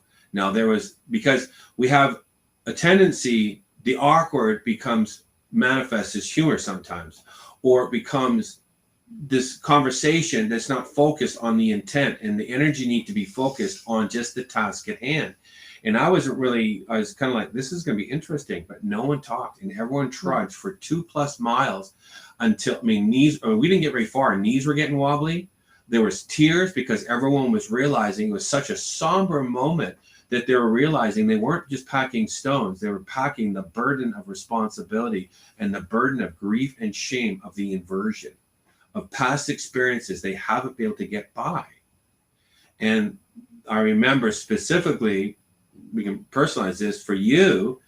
You had to let down the stretcher because you were so devastated. Well, I think we hadn't even gone a quarter mile. Like, I'm not bringing. I mean, there was I would never share your part. I know, You brought this up. There was so 4 people each holding a corner, and I was probably in the best shape of my life. I mean, I'm 30 pounds heavier than I was back then, and we were training twice a day, and so I was super fit. My cardio, my strength was way better than it is now. And my arms and my shoulders and my traps were burning, like burning so badly. And my hands, I couldn't grip anymore. And so tears started streaming down my face. At first, I was trying to hide my tears until I couldn't hide them anymore, because I was feeling the weight of that which I was carrying around. And it was transferring to my physical body so that I could feel the weight of that which I was carrying. And I had to set the stretcher down. And I mean, I had to look at everybody that was carrying the stretcher with me, and you were one of them. It was you, and then there were 2 other beautiful souls that were carrying the stretcher. The amazing part was... Well, I was going to get to that, but you didn't get to that. But so I had to set it down, and I was sobbing at that point. I mean, because you couldn't carry the weight. No, I couldn't carry the weight. And it hurt. Like, I was feeling physical pain, and it was like trying to get my attention to say, like, your heart is carrying these things. You're manifesting it on the external by trying to show that you're physically fit and you're strong and you can keep up with your husband. And I had all of these walls built up, thinking I was something that I wasn't. And it was my ego masking. Well, it was actually when I was in my multiple personality phases. So there was one face that I tend to wear the most. That was my protecting guard face. And in that moment, I had to just realize that there was issues there. So if you want to share the rest, please do. Well, no, I just remember when you put it down that an individual came up without saying anything. And I remember it was just a whisper, very, very gentle whisper. And it says, take mine. Mine isn't so heavy. And then so you went, and just even that transit, you could feel the frequency. He just said it organically. He just came out of nowhere and says, I can take that for you. Like, he was taking her responsibility and her burden, and he was about to walk another mile. And we were in charge of this, and the Spirit said, I was going like, oh my goodness, how far? And there was no answer. The Spirit just said, keep walking. This is life. This is the journey. This is what you signed up for. Until you can render it clear and take the weight and fully consume the weight and register it as nothing, then feel the weight. And it was a very somber, sober moment. And we went about 2.5, 3 miles, and now everyone collapsed. And there was we had to go put our rocks in because the Spirit took us to an old dry riverbed. Yeah. The other thing too is that when we were moving, so I was able to get back in line. So what happened was this gentleman came and took my place. I'm walking alongside with him. Because he was walking with me, helping me with my burden. And then it was still heavy. And so we stopped again because his arms were starting to burn as well. And then there were people from the rear that were coming, and they were taking rocks off the stretcher and putting it on theirs. It was so profound. Yeah, very powerful moment. But yeah, we did get to a ravine. And so they were all put in the dry riverbed in anticipation of whatever was going to happen. But a very powerful time of realization of what we carry and the importance of redefining it, that this is, again, the power of what we're seeing in the language. I wouldn't even been able to equate it to seek the resolve as the answer, as Teshuvah, unless I was able to go in intimately and have the Spirit express it to me to say, are you seeing this in totality? This is why it was telling me, don't look at it, look as it. This is your reflection. Every letter is seeking an intimate interaction with you to tell you that through the eyes of innocence and purity, you can render yourself clear again. So let it just fall off of you, right. And don't pick up another man's shame if it's projected on you. No. That we don't have to. Even commercials are wonderful for that. Right. The guilt and the shame of a reflection of responsibility, and going like, I'm sorry. This is a byproduct of the world, and we step over this. Doesn't mean pain and suffering isn't happening, but really it hasn't rendered itself clear yet, and it's very difficult to save the whole world. So I'm reading some comments as well too on how do you deal with sorrow. Well, sorrow is one of those things that you have to go through the same process. You have to allow yourself to feel it. And many times we will have sorrow that has happened from when we were young. Like, it gets triggered if we have a loved one that dies, or, you know, something is removed from us and we feel it at the heart level. You have to allow yourself to feel it. You have to allow yourself to feel it, and then give yourself the grace that is necessary so that you can then transmute it into unconditional love. Because really, a lot of these issues that we deal with are wounds from when we were a child, and we have to reparent ourselves. So our energy gets stuck, like at a 5-year-old or a 4-year-old, and it gets, because we're quantum beings, and it's all happening right now. Then that 4-year-old self or 5-year-old self that is dealing with sorrow just got triggered as an adult, but that stuck energy as a child is still stuck in that loop. And it's up to us to go in and be the parent, or be the adult in the situation, to bring comfort to the child and let the child release the sorrow, and bring the comfort to that child, which is you, so that it can be released and be brought into the heart now. Because what happens is that sorrow is separating from the place of neutrality, because sorrow isn't neutral. Sorrow is usually connected to something that happened externally, that we have to then be able to render it, neutralize it, feel it, bring it in, and then issue unconditional love. Yeah. Like recognizing the pain and suffering, seeing it for what it is, feeling through it, and then going, you know what? I'm going to release that because I'm not there anymore. But I allowed myself to feel it, nurture it, and bring it back home to the heart. That again is the process of nothing wrong with sorrow. Sorrow is just a means to transmute energy. This is part of the grief of the human flesh, is that then again, I'm going back to the word, by connecting what it's saying, it's allowed me to see that sorrow is okay because it's directly connected to grief. The danger is not seeing the ability, or at least the means, to transmute it into gratitude. So I feel grief for the world, and I feel it, but at least I know I can equate it to a resolve and go like, wait a minute, I'm feeling this, and there's nothing wrong with feeling. There's nothing wrong with having sorrow. But because of perspective, I'm able to see it, to return it back to its intention, to say, this is the experience again, and thank you for the experience. And I can transmute that energy where it doesn't become a blockade. It's not something that's then compressed in me, that I can purge it correctly, process it correctly, transmute the energy correctly, and then say thank you, much gratitude for the experience. Toda Rabah. Exactly.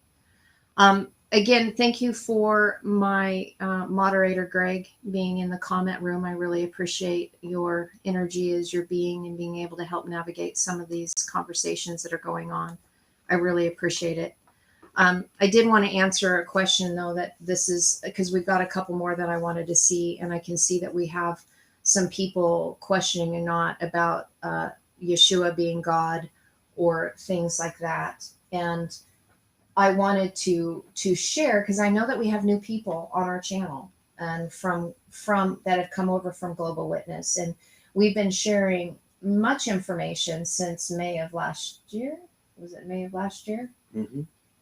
Yeah, May of last year. And so we've gone over a lot of different scriptures out there that would be able to help you guys. And one of them that I actually wanted to share was Psalm 82:6.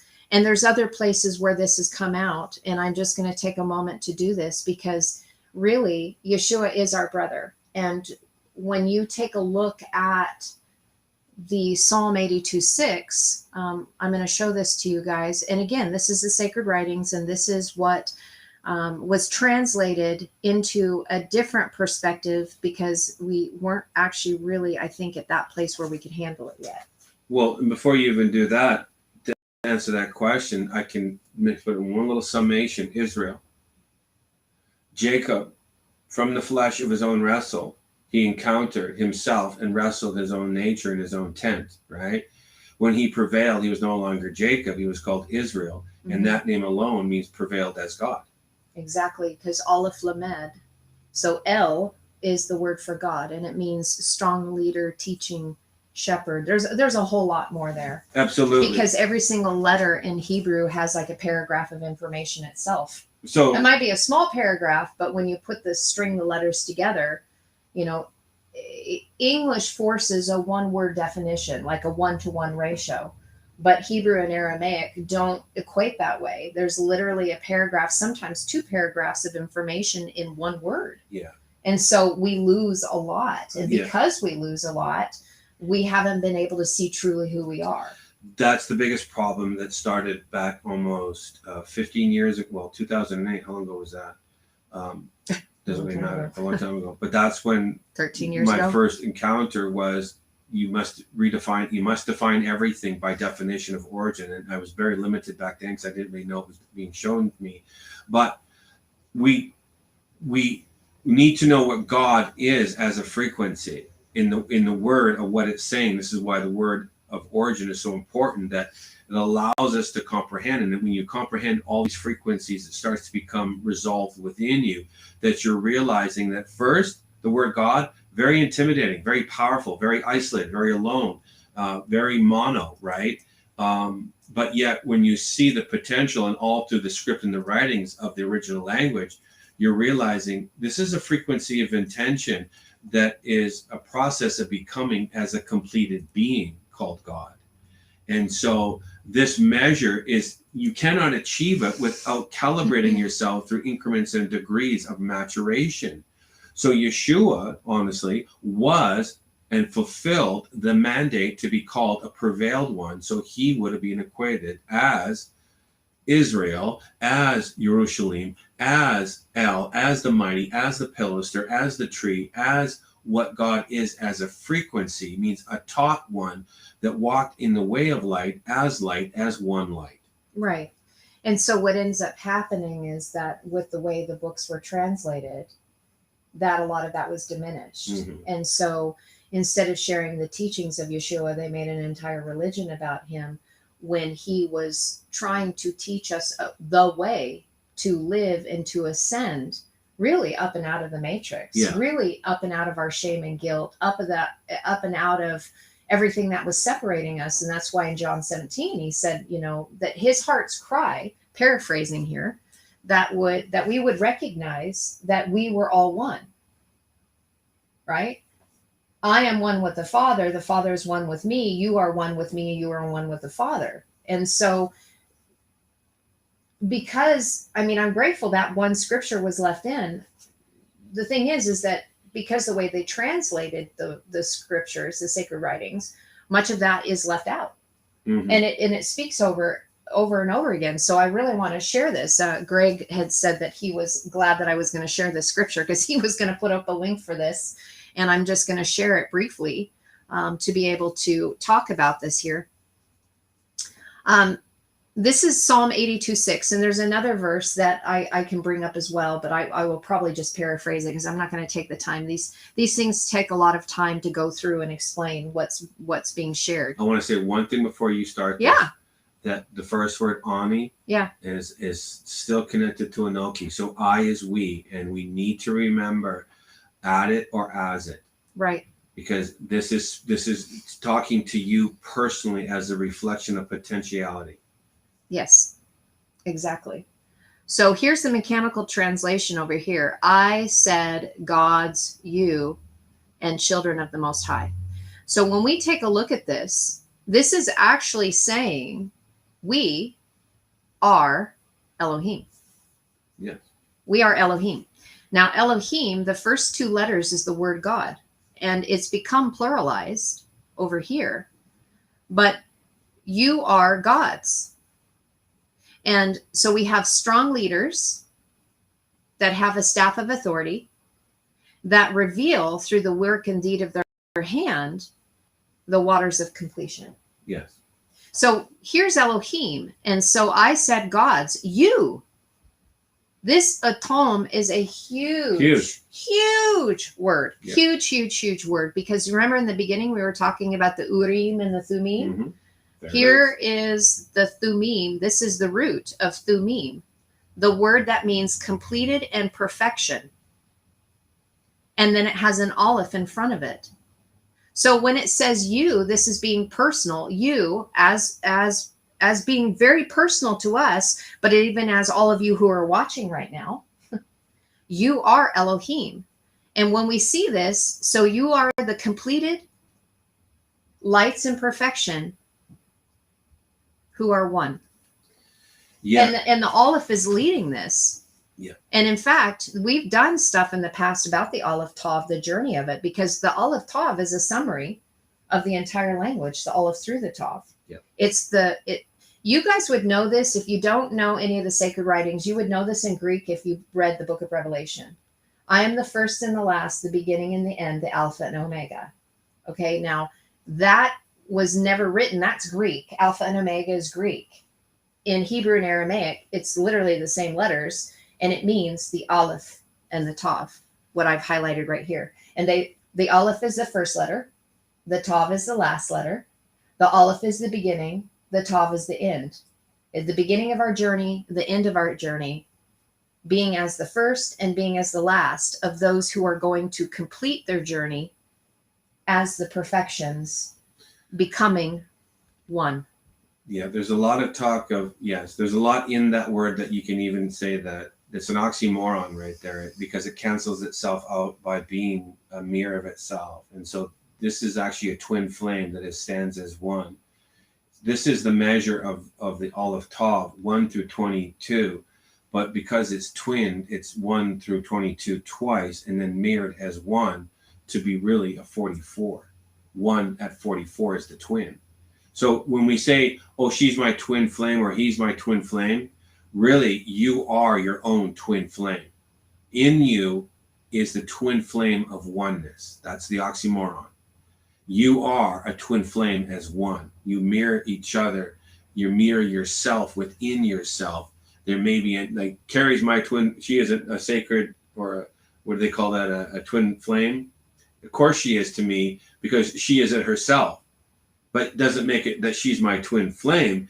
You are your own twin flame. And so I'm a twin flame to you as you are uniquely a twin flame to yourself. Yeah, and I think that it's been overused. We've so perverted yes. in the narratives. That's because we're trying to figure out why we're here, what we're doing, who we are, which is exactly what you talked about in the very beginning that we're going to be talking at Crestone. Yeah. And so we've latched on all to these definitions that have put us in these polarized positions that aren't resolving things back into neutrality. It's like we're being pulled back into the narrative, into the matrix, instead of ascending out of it. Without definition, you will be defined by proximity to that which you associate to. And so that's the danger. And danger, I'm using it for me, danger is a different word. It's a concern, but I can see the language for what it is. So yes, words are overused, and we're taking these clicks and going, it's this is my twin flame. But no, you are a twin flame as one. That's the twin. The twin is within you, and it's seeking oneness. And you can connect that to divine feminine and divine masculine. There's many things you can, absolutely. It's the hemispheres of your mind of masculine, feminine, right? It's the balance of many, many words are saying the same thing, but in the original language, this is very, very personal, because this was the first word that I was shown in a dream.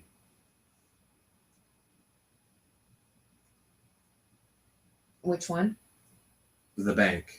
Oh yeah, and I don't want to go into that right now, if that's okay, because we're already way past, and we're almost coming on 2 hours. I did want to share with you guys the finality of this, where it says children of the Most High, all of you. This is Banai Elion, and the root of this word has to do with ascension. You are children of ascension. Yep. And so all of you are children of ascension. So you're grasping a hold of the authority, and you're grasping a hold of the waters of completion. So right here, this verse is talking about us being gods, and we are children of ascension. And unfortunately, because some of the English narrative, again, has taken and forced one word, a word-to-word translation in a language that doesn't work that way, we're missing a lot of this, and that our process of ascension and maturation is to get us up and out of the the separation. Yeah. I mean, it's unification, and it's oneness unity. It's getting us into the completion, the thumim, which with the Aleph on front of it is the Christ consciousness, the Mashiach, the Christ. It's an opportunity. That's what we were talking about this morning. That the Christ or Mashiach is an opportunity for us to rise, ascend into it. This goes right back to a court of law, that Elyon, the Most High, is actually Eliyah. It's part of return. It roots out at being supreme, which is the same word for a sovereign being. And this whole process of becoming is like, no one's given the mantle of ambassadorship without going through the precursors of the preamble of learning the basic construct of law. Everyone who is an ambassador has gone through the structure and the system. Now, I'm not talking about the inversion, because what we are doing too is we are learning the language of law. It just looks different. And I don't mean law from, their Torah bit. Well, define Torah to me, please, in the definition of innocence and purity, without having someone else predetermine its definition to then project it upon me. When I do my own due diligence, Elyon is a sovereign being that is self-navigated through the protocols of spirit, that is ascended through ascension through the west to the south to the east to be qualified to be called Elyon, a supreme being, the Most High, only by qualification and validation of what got you to that position of frequency. You cannot be here. You cannot be this being without knowing what it is. Right. Right. So the other verse is also in Psalms, and I just wanted to share with you. It's the ones that it said that we were created a little lower than the angels. And it's interesting because in that verse, it's literally, they use the word angels, which is malach, or no, the word angels is malach, but they didn't write it that way. They wrote it as ha-Elohim. So we were created a little lower than Elohim, but that also is not accurate. No. Because it means that we were created and we were lesser because we needed more information in order to rise up into the knowing that we were Elohim. So we had lack of instruction. Therefore, the only reason you have lack of instruction because you just went into the fall. The reason that you're a little less than the Elohim is because you are the Elohim, and you're less because you went into the experience and you've been separated to experience that which you already know. You just don't remember it, and you're going to have to. The remembering is based off of the journey or the sojourn, which is directly connected to what I was just sharing about. This is how you become an ambassador, because it's the same word for the work of an angel and the ministry of the sojourn to become the intention as completed, Tom again. It's all a circular language, repetitive, inculcation upon inculcation of revealing that which you are, but you don't know what you are. But when you complete its navigational process, there you are revealed again as Elohim. Right. That's exactly right. And this is where I was talking about the abuse of power too. Right. As Elohim, that we've been abusing our power here. Immature. And that is, as immature, because we haven't had the instruction, we have created big messes for ourselves because we haven't needed what we needed to ascend up and out of that. So what does maturity do then? In knowing, in humility, in knowing that what you are now, you have rendered down power to realize there's so much potential in this that you choose not to create in that inversion, and you separate yourself out and isolate yourself. This is amazing when you comprehend the potential of who we are and what we are, and you start to really silence your ability to create unless it's creating with the intention. Again, inculcation produces inclinational degrees on the compass, and then you're realizing what we are doing right now, Carrie and I together, we are creating a new reality. And that's the ability that we all have, because really the new reality that we're creating is like the second Exodus. We're coming up and out of the matrix mind. And because we are becoming responsible creators, we are taking thoughts captive. We are going through that process, and we're bringing heart-brain coherence. That's why I really wanted to share and bring the book that we've been talking about, Dr. Joe Dispenza's book. But before you do that, can you... No, I'm not bringing it on. Okay. I'm just saying that's why I wanted to bring it on, Okay. because to whom much is given, much is required. And so when you realize that we are creators, and you realize, and it hits you, then there's a level of responsibility in looking at it going, we need to change that reality because we've been manifesting it. Right. But you just said something that's crucial, because we started with what you were sharing about Tom, about the inversion of death. Mut and mem vav tav to Tom, right? Yes. Tav vav mem. Right. And this is the second Exodus. You just said it. And the name of Exodus in Hebrew is Shemot, the name of death. Right. So redefining death. Well, it's the fire. It's Shem. It has death in it, but it has Shem. Those are of the name that are exodusing out of death. Yes, that's what I'm saying, is that we're redefining the second Exodus by really comprehending. This is where it's going. This new Exodus is going to happen. Will be a redefining of death back to the potential of what it should have been. It's a gift. Mm-hmm. It's the gift, when you redefine it, to know that the only way to encounter Father correctly is to circumnavigate, to become the name, because this dark is the spirit of death. When it's properly defined through light, it becomes the balanced equation of life and death. Good and evil is now seen from all perspectives, from all degrees of being situationally aware. And then it's neutralized it. Completely neutralized right. it. There's no longer a sting to it, because you've equated it in the time envelope, the parentheses of experience. You have rendered the equation as neutral. Yes. I know it's a long show, guys. I know that. And Di, I see you there. We are finishing up. I wanted to have this time so that we could talk about Crestone and what that was going to look like. I might take this, download it, and create a short little video for Lou to be able to share to people, because I don't think people are going to sit through 2 hours. You guys are like completely, you amaze me that you can sit here with us for 2 hours, because this is a very long conversation. We've shared a whole lot of stuff. Some of that. But I do have one other, I do want to do a quick peek in the other verse to show people what I was talking about, and then you can sum it up, because there's a whole lot more. There was somebody asking about the Lord's Prayer and what it meant.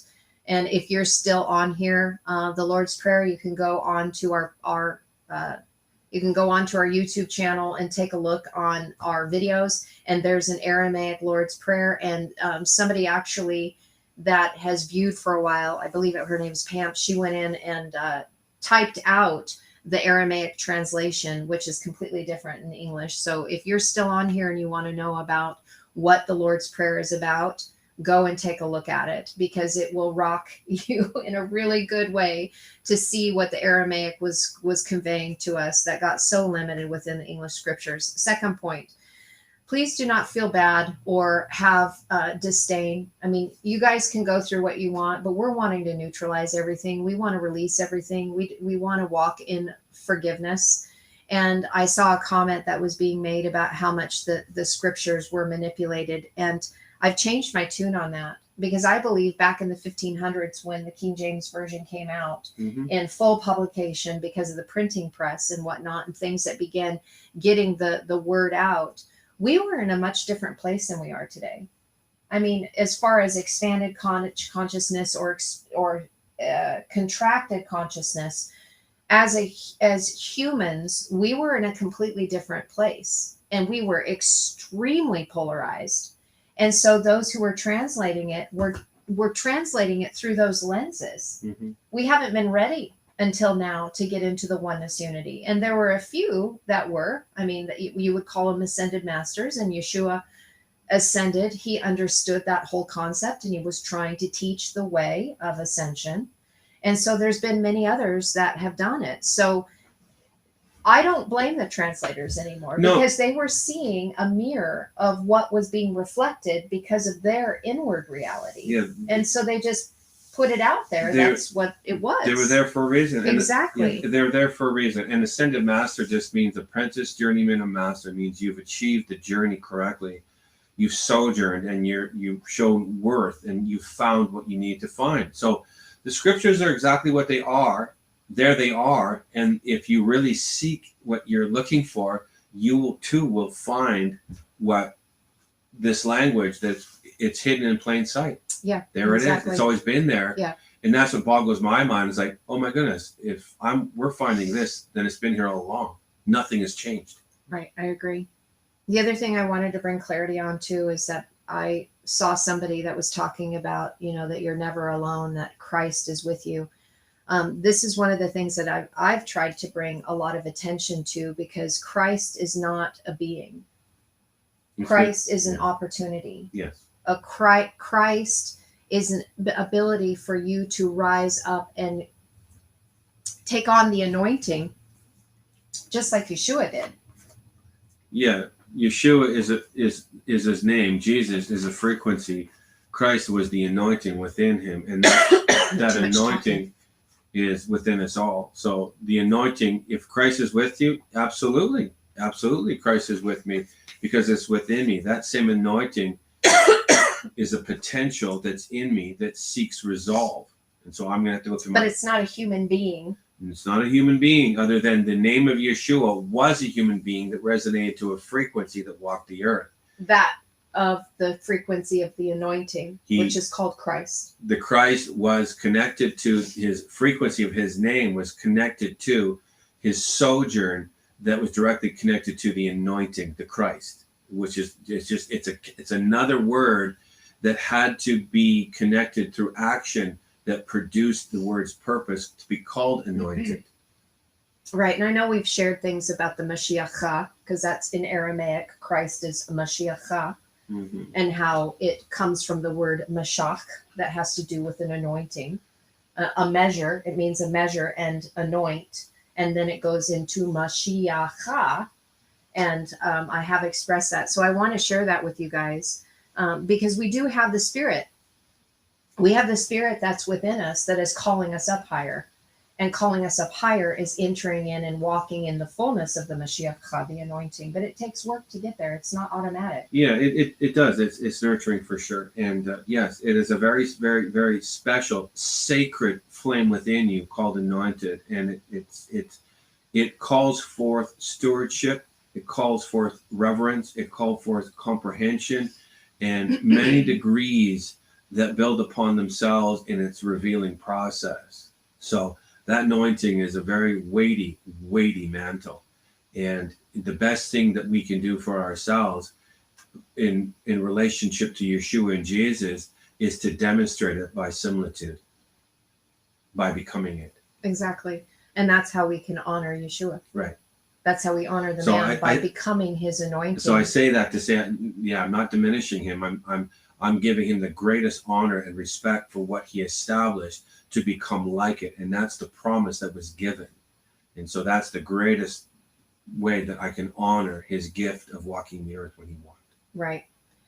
So here's a question. Anything on how to beat CERN's frequency? Get out of the dual matrix. Yeah. Get out of duality. Whenever we entertain anything externally, any narrative, and I don't care what it is. Now, again, when I'm sharing things with you guys, I'm pointing fingers right back at me here. Okay. So just so that you know, I'm pointing all the fingers back at me, because I can sometimes get pulled in this direction. But when we choose to take these outside narratives and bring them and choose a side and saying, how do we beat CERN's frequency, then we're playing into the matrix. Yeah. And we're feeding into it, and it's actually taking energy away from us. So the way that we do this is by not choosing a side. Here's the best way I can answer this. There's nothing that I can say to tell you how to beat it other than become it. This is CERN. This is called the circle dance. This is called symmetry.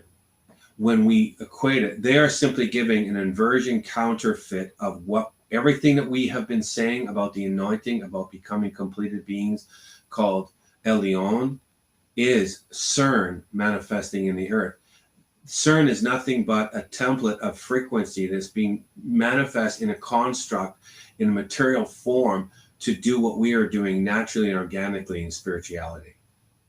They cannot touch you when you are calibrated beyond Earth's measure, regardless of what it does and what they say it does, you are symmetry in motion. You are the dance that is bringing the resolve as becoming the circle dance. So in other words, if you choose to play in the system of duality and you take a side, you can get touched. You can get touched. If you neutralize everything and don't take a side and don't put an emotion to it and emotionally charge it, then you are not being touched by it. You're only being touched because you're choosing a polarity. Because yes. Source, Creator, is neutral. He's unconditional love. We're the only ones that separate. Until you find neutrality, then you're going to be polemically pulled back and forth, and that's part of the dance. That's the dance. Right. That's what this is. Right. Until you find the center of the compass, which is full navigation, to know. This is why the definitions are so important. Why we're sharing, and why there's people that are listening, is because this is connected to truth. It's a language of ascension that, again, not the word ascension. It's a frequency that needs partnership of activation. We don't get to say ascension and we're ascending. It's the many years of calibrating that produce the resolve called ascension. Right. Right. So yes, 0 point it. That's exactly the same thing. Neutralize it is 0 point it.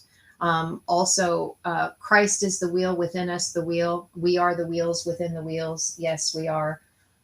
There's, again, that's like English translation. There's a lot more to go into on that. We're not going to do that today. But there is so much more, guys, that is within the sacred languages. It's unbelievable. If any of you are curious, you can go back into the playlist and you can go into the proof room. You can also go into the gathering. These are 2 playlists where I specifically, I mean, Ken has done it too, but I tend to do it more than he has, where we've gone into verses or a verse and we have pulled it apart word by word, letter by letter, so you can see how much information is not translated across. And so when we say like a wheel within a wheel, it's very restricting in what's really being said there. In all honesty, so I do it for myself because I have all my works that are mine. But in all honesty, to really go into the verse, it's like this. It's laborious of 2 hours of listening to extract out something. And in all honesty, we usually get people that watch it for 10 minutes and then they turn it off. Oh, yeah. And maybe 20 minutes. And so the fact that you guys are still here. Yeah. So to Rabah for that much gratitude. Yeah. But really, for the select few, it's too much work because we're shedding light on the dim. Right, we're shedding light on the shadows, and some of us haven't done shadow work to really appreciate the light, and so we tune out. We just go like, I have something else to do. Something else is calling me, and that's fine. No shame and no guilt, because that has to be picked up and put on yourself. Right. So it just simply is a realty to me, a realness to go like, my time, wherein I want to give it, because it's a part of generosity, is I choose. And there's some things I just don't choose to do anymore. Right. I'd rather come from this perspective and share from this angle. I did have a question here that I wanted to say about somebody had said, how do we spend time with Father? Do we meditate? What do we do spending time with Father? And I'm not sure where it went, but I wondered if you wanted to go into that. I do want to show up this one. Yeah. Spending time with Father is, again, is I can say it the same way as spending time with Mother. Mother is well acquainted in the requirements of what Father requests for us to comprehend Father. So the best way I can spend time with Father is to intimately know my mother.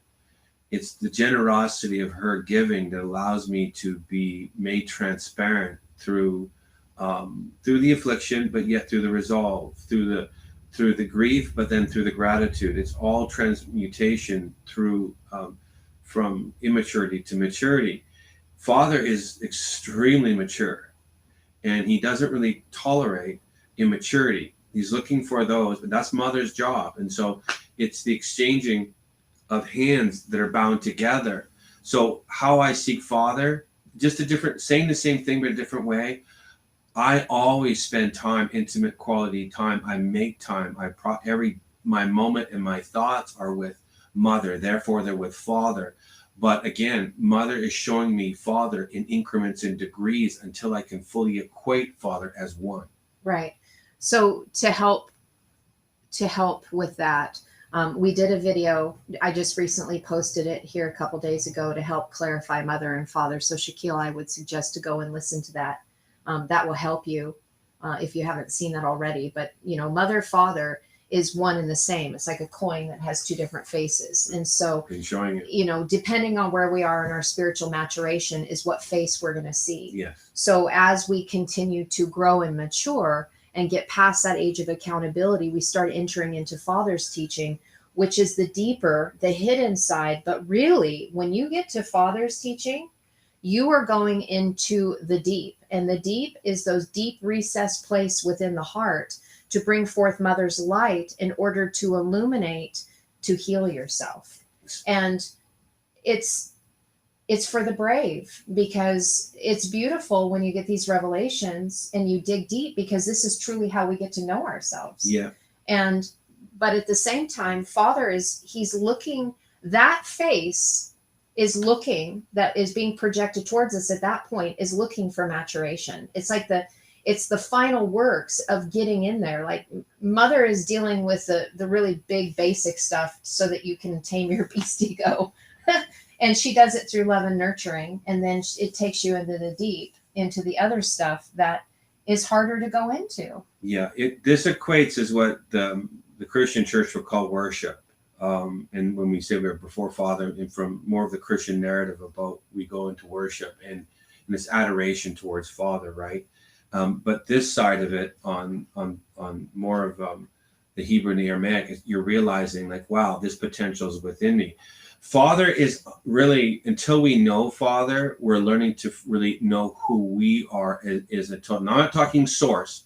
I'm not talking source potential. I'm talking about as Elohim, the equation of journey of mother and father within us. And so mother is revealing increments of father. It's like a crest of a moon that's showing me increments and degrees in myself, but yet I don't know myself in totality. And so now worship to me was, I bow in reverence to what I do not know. So I'm bowing to Father, for I don't totally know Father. So for what I do not know, I bow in reverence to that which I do not know. And that's how I can spend time with Father. It's me activating in reverence through mother's gentle hand of rearing and her stern hand of discipline that allows me to know myself. And so for that which I do not know, I bow and worship. Yeah, absolutely. So I have some other thoughts here as well, because I'm looking at, yes, from milk to meat. That's exactly what we're talking about. If you want to bring that into a scripture that makes sense, the deepest work is going to be with Father, but that's the refining that we need in order to move into the Christ anointing. Because without traversing both through mother and father, you will never get to that place of wholeness and healing from the Nephilim to the Raphaim. It's just, you have to journey it. And we get to journey it together. That's why we are sharing it. That's why we share this with you, because we're not journeying it alone. We are all journeying this together. So I'm going to share with you this last little verse. I just want to show this to you. And then we're going to end for the day, because we've already held you for a very long time. And I appreciate it. I know that Di said that she was fine with 2 hours, and I appreciate that, Di. But that's a long time to be sitting and listening to us. So let's take a look at this last verse here. This was the one that I was sharing with you guys, talking about. So, because I want you to see it. This is the one, you have made him lower a little than angels, and glory and honor. This is an absolute verse, and I would love to be able to go through this whole thing with you guys, but I'm going to hold you there today at all. Yeah. Me Elohim. Me Elohim. Those are completely filled up. So it's interesting. Again, like I said, they Malach, Mem Lamed Aleph, Kaf is angels. Mm-hmm. And so the translators use the word angels when it's Elohim. Mm-hmm. So anyway, there's much more here. There's much more here, because I don't want to go into the letters themselves, but I did want to show you again, because we were talking about, you are gods, you are Elohim, And right here, I love this, that the mem was added, because mem is connected to chaos. It's water. Mhm. You entered into the waters of chaos. Mhm. But as gods, you are to bring forth the revelation of a very powerful vision so you can complete your journey. This is what I was sharing earlier on about a minister of internal affairs. This is all within you. I'm saying a coded language, but not saying coded. This is within you. What this is saying, you have been made a little ambassador. In you is ambassadorship. So it's saying you're lower. You've been made a little small, but you are ambassadors, because that same word as a messenger is the same definition of ambassador. So you have been made as one walking the earth, as God in the revelation of knowing mother and both right there. Well, and then you have Mayim, right? So now, so the mem, yod, mem, the things that aren't highlighted, is the waters. So this is all sojourn. So now that you know that you're an ambassador, sojourn as an ambassador, you have the weight and authority to incrementally become the weighty glory, the kavod in the earth. This is now reestablishing honor into the earth. This was always the intention. But yet you can't do it in ego or arrogance. It needs to be done in humility and the journey of becoming. You guys, I'm just reading your comments and you're cracking me up. Greg said that he's thinking you're holding a huge Oreo cookie. Yeah, but it's not double stuff. It's not double stuff. That is like about the thinnest center. Good analyzation, because the stuffing would be the anointing. There is the anointing. There is the anointing. Oh my gosh, this is so funny. Okay. I want to answer some of these questions. I'll get back to you guys because I can see what you're saying. And some people are like, we're all hanging on, as above, so beloved said, right? We're all hanging, bringing on the truth talk. I love it. So people are hanging in here because we're sharing this stuff, and you guys are troopers. Let's get through this so people can see the power in this. I did want to show you guys here, Aramaic, the word for God in Aramaic. You do not see Yod He Vav He in the New Testament, and I've shared that with you guys before. If I wish for you guys to go through some of our teachings, because Yod He Vav He becomes Yod He Shin Vav He, which is the word Yeshua. Mm-hmm. So it's Yod He Shin Vav He, mother and father that have the fire in the inside, a burning heart, that are connected, mother and father, then became Yeshua. Yes. And so pretty amazing to see that. You guys can go back on the playlist because I did explain that before, and I would love for you to see it because it was a huge revelation when I saw it. Back to the beginning, the template and the blueprint. So incredible. Yod He Vav He is Tabnith. It's the template. And so in our lack of maturity, we've had to have a seraphim teacher, a seraphic teacher, come and teach us. Mm-hmm. So Yod He Vav He became Yod He Shin Vav He. Yeshua came and dwelled amongst us as from the beginning, as Yod He Vav He, as the God of this earth, the overseer of the Elohim to train us up. Because we're his brothers and sisters.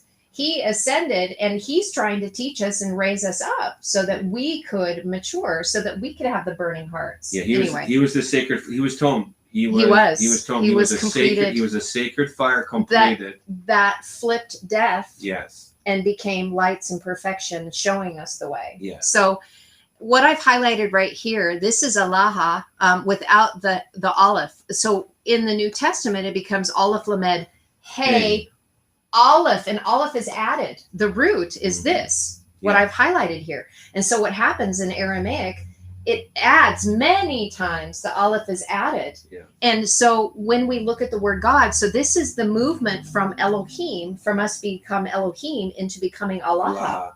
Mm-hmm. So what is that? It's the strong leader teaching shepherds that have the authority that reveal Aleph, that reveal oneness. And Hey and Aleph are connected to the spirit. It's the spirit breath. Mm-hmm. The exhaling and the inhaling of the spirit breath. Those who are of spirit are revealing oneness. Mm-hmm. It's absolutely beautiful. And so when you take it like here, it shows that they came through the waters. Mm-hmm. They came through remember the waters divided. If you guys go back into Genesis, from the upper waters and the lower waters, the Elohim were divided into light and dark. So we have this compression that's all coming together. It's incredible. Look at this about the little lower, and then I'm going to close out of this. Like I said, I would love to take you through this whole verse because of the glory and the honor and crowning. But you guys, we've been sitting for a really long time. So you made him a little lower. I'm not going to go into it, but it's lack, to be without, to decrease, to be lacking, to have need. This was the base. This was the fall.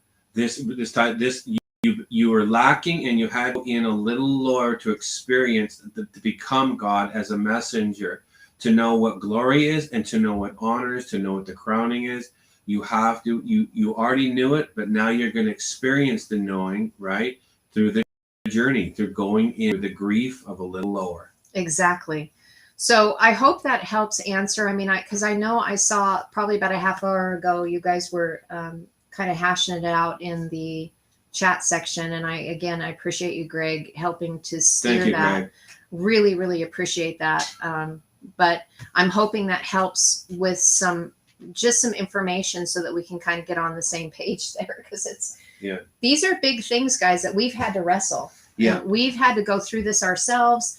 And I did have a question. Somebody asked if there was an Aramaic Bible, and I can say yes.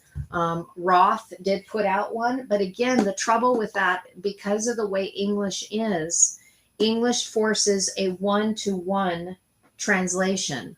And Hebrew and Aramaic is a dual language, meaning, like, if you go into the meanings, I don't know how, if for you personally, but like when I started studying the languages and I started putting up words or looking at words, I could see the dual nature in them, because it was like they would define it and then there would be two meanings that were like opposite to each other. It's like, how can you have that? Until I realized that the languages are the system of duality. Yes. And they explain it so you can neutralize it.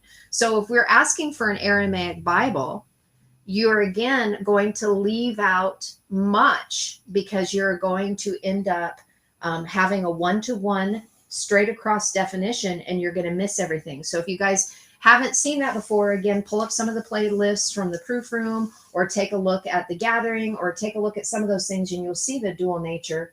And again, it's so you can neutralize it. So I want to touch on one thing here, that again, there's something said here about never arrive to the end where you are perfect.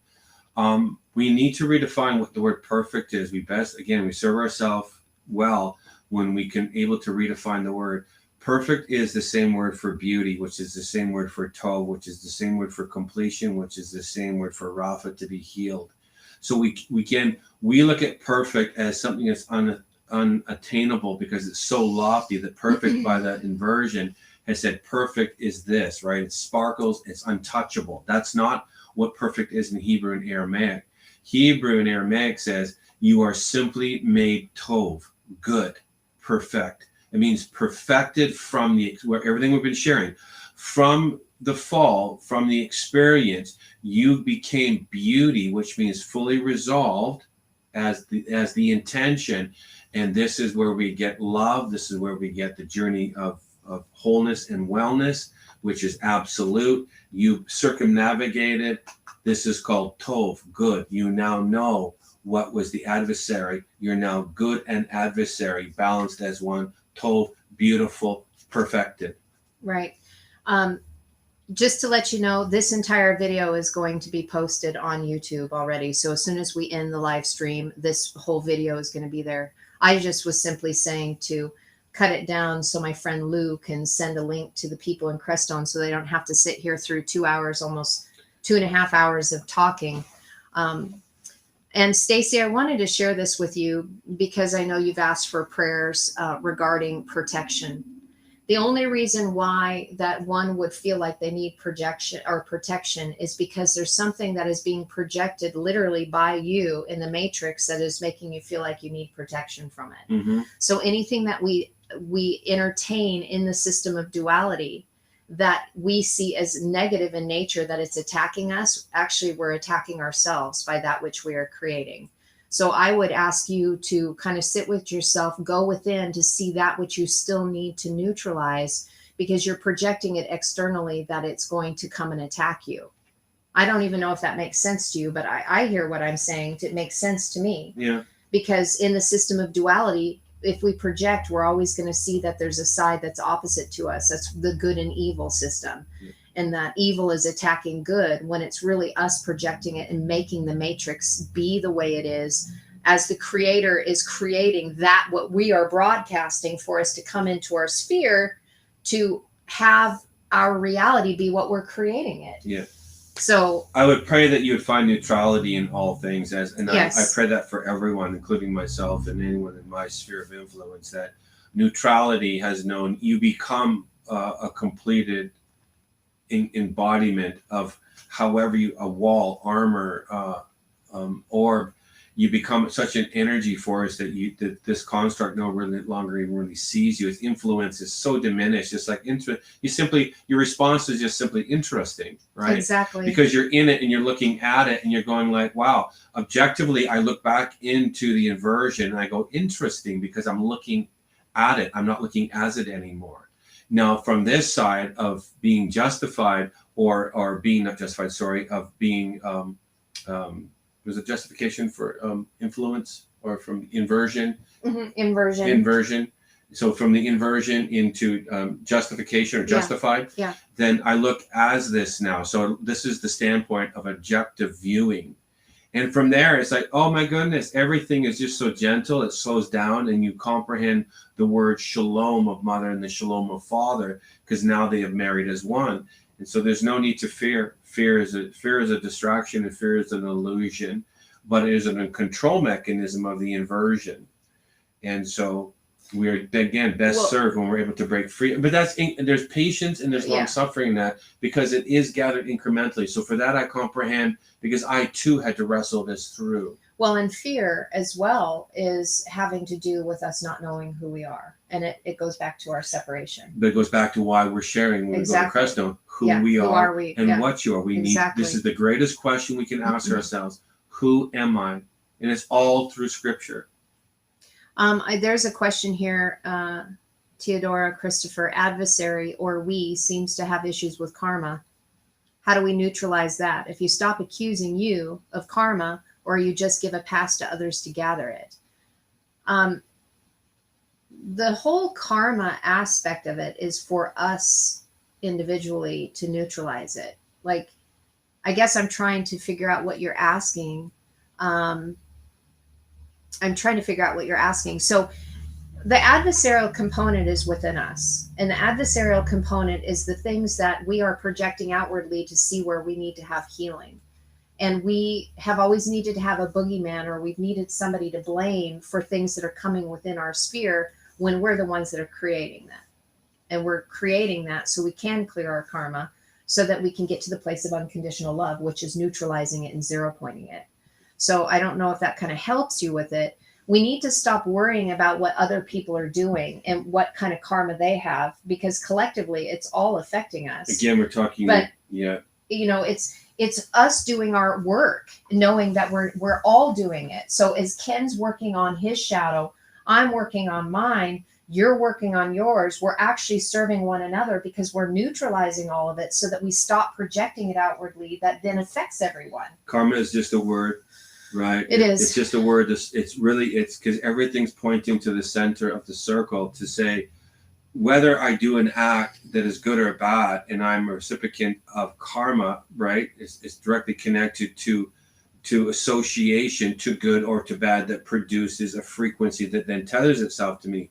Again, but if I live in neutrality, if I'm completely knowing good and evil, then I'm completely rendered myself clear. Whether you want to call it 0 point or neutrality or center, that matters not to me. But my perspective is I'm always well balanced. I'm healed and I'm whole is what I'm saying.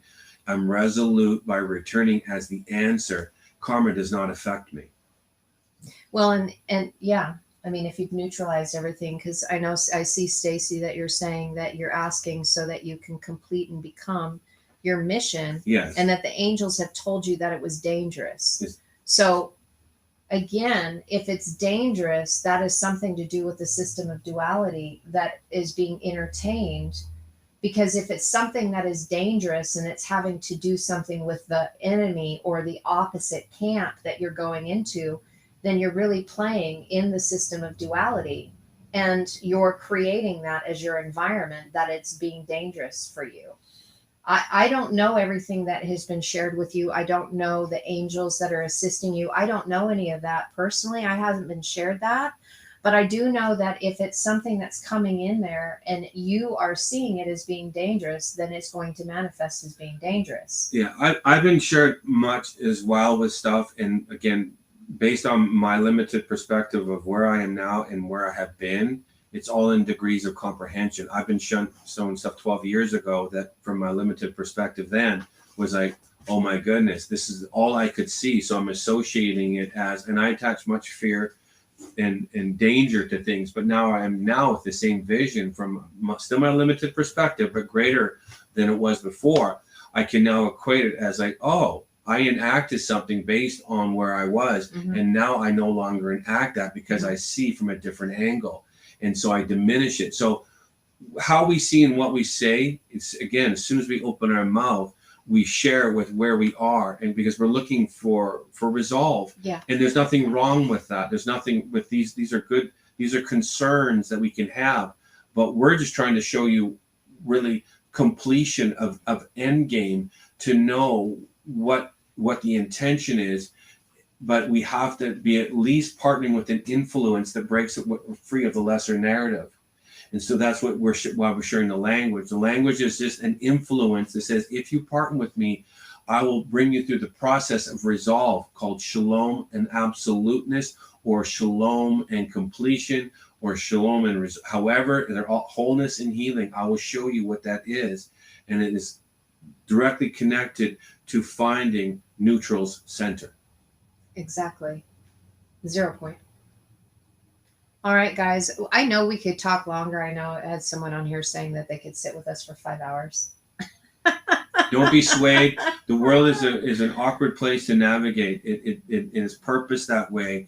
My heart that everyone that was listening would find wellness and wholeness in the full frequency of what the word is in its origin, that we would all be found whole and well in the intention of what mother and father within us seeks, because this is where we become standing as a sovereign, as one, as separate, yet as corporate. And this is when we're going to see a change in the world. This is when we see a reality shift, and we see a dynamic come in that, and it's starting to manifest, that we will see this as an answer in the world, and it will be a cure to the literal virus of the head wound.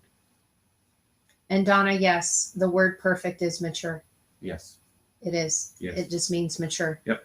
So we'll let you guys know. I am not doing a meeting today at 1 o'clock for those of you who are wanting to do Joe Dispenza.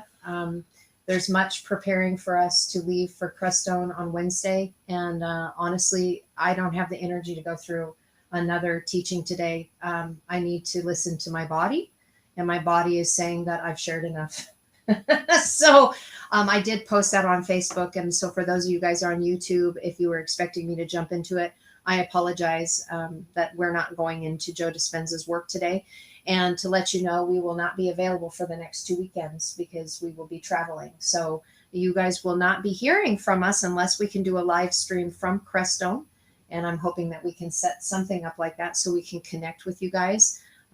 I love having you guys with us. I love being able to share and being able to read your comments and interact because you guys, we're learning from you as well. Truly a blessing. It is a blessing. And since we are walking this is out together, that we can encourage one another by coming on here and sharing our heart.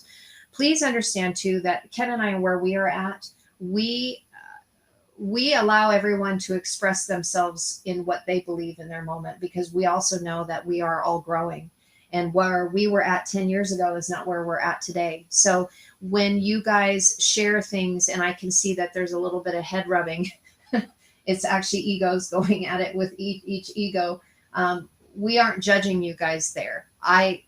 It's up to us to be able to resolve our conflicts with one another, and hopefully doing it in a loving and compassionate way, knowing that we're still all in process and we're journeying this together, and we respect you right where you're at.